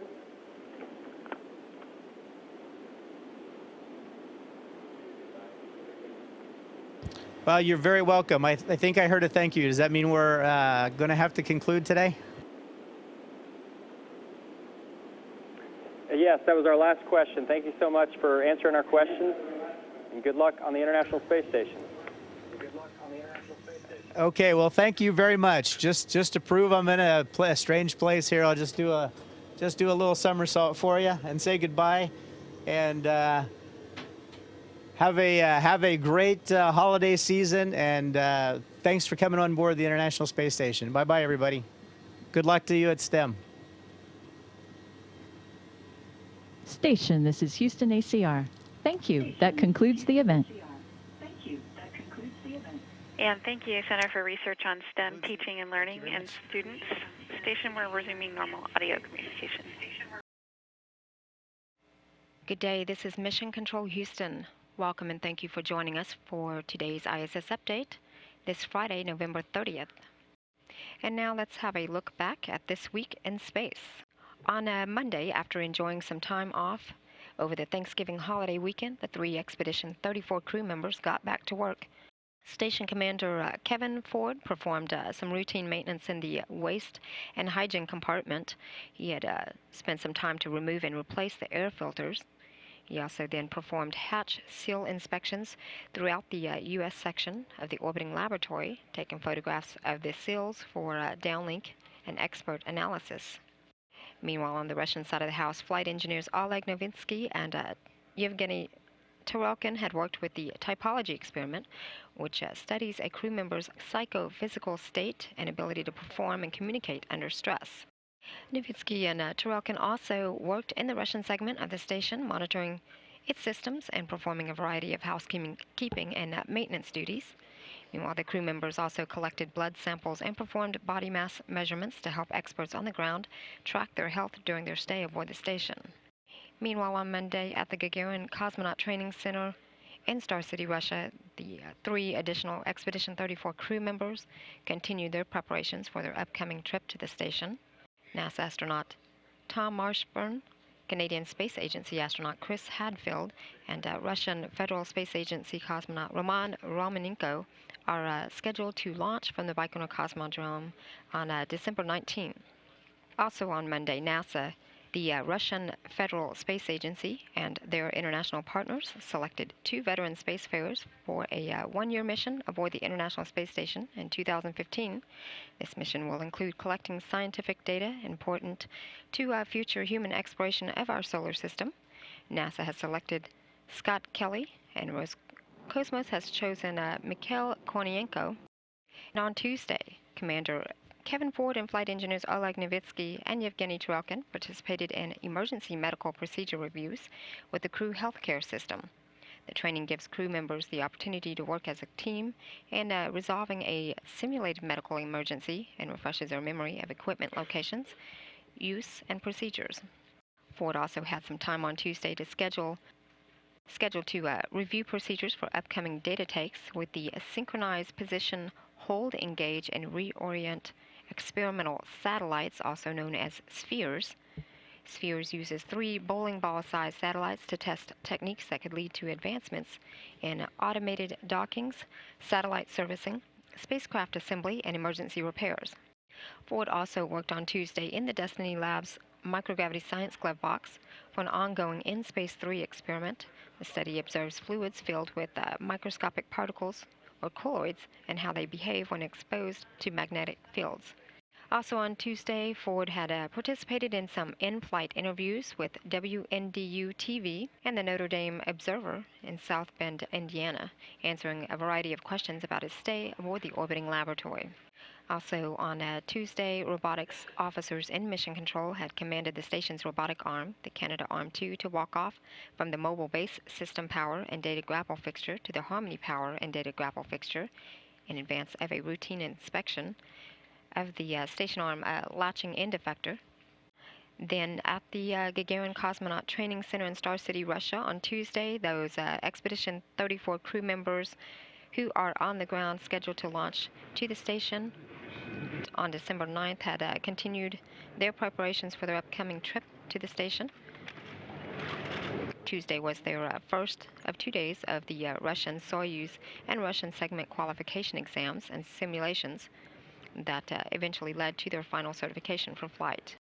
Then on Wednesday, Commander Kevin Ford collected data and water samples in the Kibo Laboratory's aquatic habitat for the Medaka experiment, which studies the effects of microgravity on the biological systems of Medaka fish.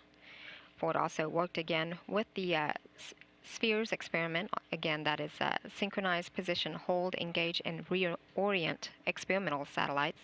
Then flight engineers Oleg Novitsky and Yevgeny Tarelkin worked with the typology experiment, which studies a crew member's psychophysical state and ability to perform and communicate under stress. And then the second and final day of qualification exams and simulations continued at the Gagarin Cosmonaut Training Center in Star City, Russia. Again, those Expedition 34 crew members soon to launch to the space station were NASA astronaut Tom Marshburn, Canadian Space Agency astronaut Chris Hadfield, and the Russian Federal Space Agency cosmonaut Roman Romanenko. Then on Thursday, the Expedition 34 crew members took part in a pair of emergency Soyuz descent drills, working closely with ground control teams during simulated fire and depressurization emergencies. Ford also worked again on the microgravity science glove box for the ongoing In-Space 3 experiment. And the 3 crew members soon to join the crew aboard the International Space Station received their final formal certification for flight after their 2 days of qualification exams. They also held their traditional news conference at the Gagarin Cosmonaut Training Center in Star City, Russia. This is Mission Control Houston.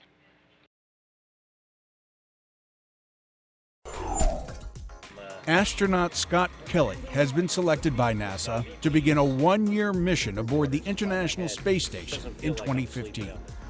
Joining Kelly on the ISS will be Russian cosmonaut Mikhail Konyenko. The pair will launch aboard a Russian Soyuz spacecraft from the Baikonur Cosmodrome in Kazakhstan in spring 2015. Their 12-month stay aboard the world's only laboratory in microgravity will provide new data about how the human body reacts and adapts to the harsh environment of space. That information will help scientists assess crew performance and health and develop better ways to reduce the risks of long-duration spaceflight, as NASA plans to send the next generation of explorers on missions around the Moon, to an asteroid, and ultimately Mars. The next crew headed for the ISS on Expedition 3435 continues to train in Russia for their missions. NASA's Tom Marshburn, the Canadian Space Agency's Chris Hadfield, and Russian cosmonaut Roman Romanenko are scheduled to launch to the station on December 19th, where they'll become the second half of the Expedition 34 crew. They'll be joined on Expedition 35 next March by NASA's Chris Cassidy and cosmonauts Pavel Vinogradov and Alexander Mazurkin. Scientists with NASA's Messenger mission say new observations made by the spacecraft confirm a long-held theory that the polar regions of Mercury harbor an abundance of water ice and other frozen volatiles. Messenger has revealed a very important chapter in the story of how water ice and other volatile materials have been delivered to the inner planets. It's extraordinary that this chapter is so well preserved on the planet closest to the Sun. Given its proximity to the Sun, Mercury would seem to be an unlikely place to find water ice. But since the tilt of the planet's rotational axis is almost zero, scientists suggested decades ago that there might be water ice and other frozen volatiles trapped at Mercury's poles, which never see sunlight. Messenger, which stands for Mercury Surface Space Environment Geochemistry and Ranging, is the first spacecraft to orbit the solar system's innermost planet. NASA Administrator Charlie Bolden toured the United Launch Alliance's Space Rocket Production Facility in Decatur, Alabama. The facility is home to 2 families of rockets, Atlas and Delta. Together, Atlas and Delta rockets have had more than 850 successful launches. Their major fabrication, assembly, and integration are completed at the Decatur facility. ULA is a joint venture of Lockheed Martin and the Boeing Company. A J2X power pack assembly burns brightly during the latest hot fire test conducted at the Stennis Space Center. Lasting 278 seconds, the test used newly installed gauges to measure how much strain the turboprop placed on the engine's turbine structure as it spun at various high speeds.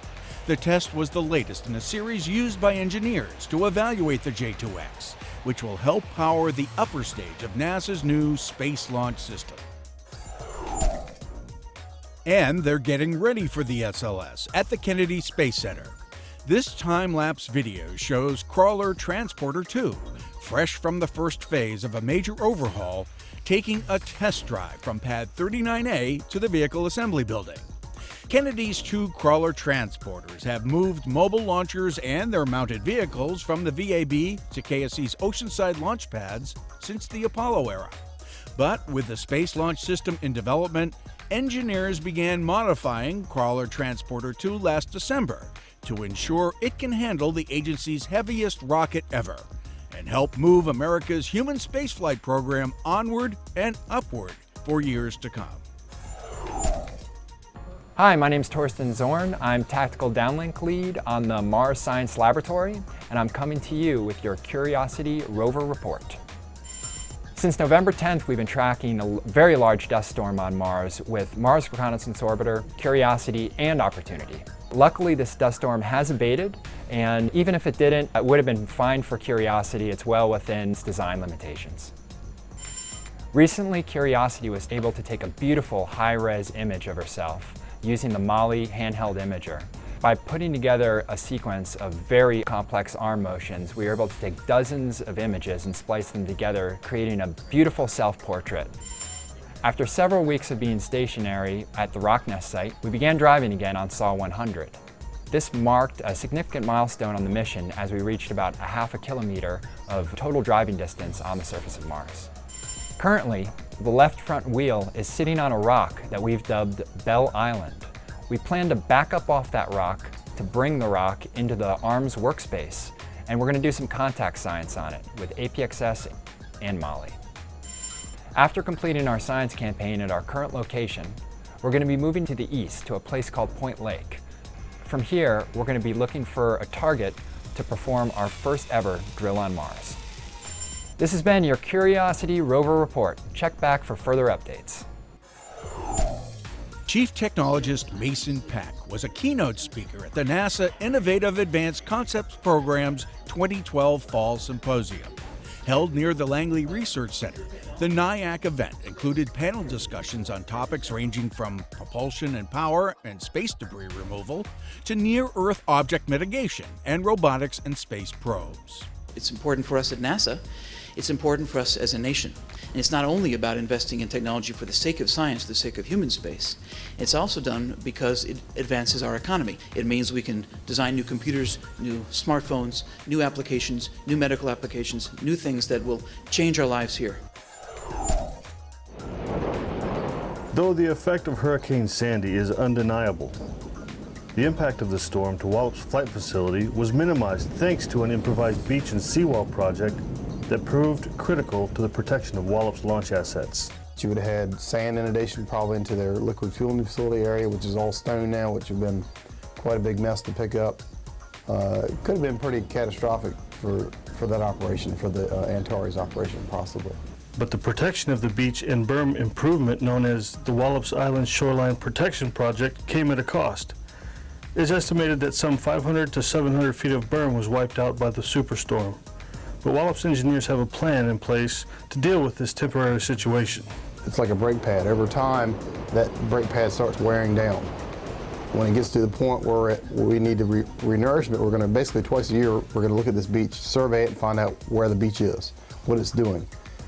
And we expect on a 3 to 7 year cycle, we'll have to re-nourish this beach. Each re-nourishment project is expected to include about 800,000 cubic yards of sand. In the meantime, NASA officials are working to address immediate needs of the beach following Hurricane Sandy.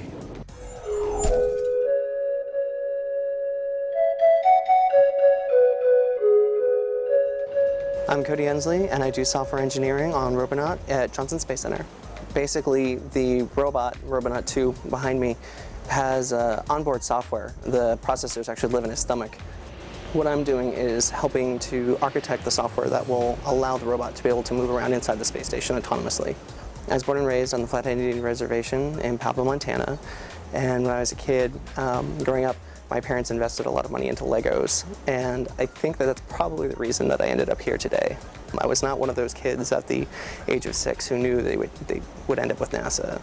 One of NASA's own, Scott Askew, was involved in a program called the NAFP, which is basically where NASA lends out professors to tribal universities. I heard about something called the Undergraduate Student Research Project, and I applied for the USRP program.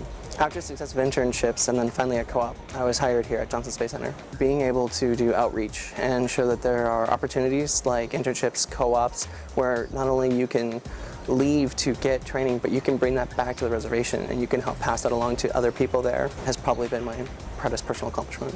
We don't want robots to replace people. We don't think they can, but we definitely think that we can assist people in getting to the next frontier faster. 19 years ago, on December 2nd, 1993, the first Hubble Space Telescope servicing mission, STS-61, got underway with the launch of Space Shuttle Endeavour and her 7-member crew from the Kennedy Space Center. A corrective optics package designed to fix a flaw in the telescope's primary mirror was successfully installed, sharpening Hubble's vision from blurry to pristine. Hubble also received instrument upgrades and new solar arrays during the course of 5 spacewalks. And 5 years later, on December 4, 1998, Endeavour began another mission, this time as the first shuttle assembly flight to the International Space Station. STS-88 delivered to the station the first American module, Unity, which was mated to Zarya, the Russian functional cargo block module launched to orbit 1 month earlier. The crew completed 3 spacewalks to connect power and data cables between the modules. And that's This Week at NASA. For more on these and other stories, or to follow us on Facebook, Twitter, and other social media, log on to www.nasa.gov.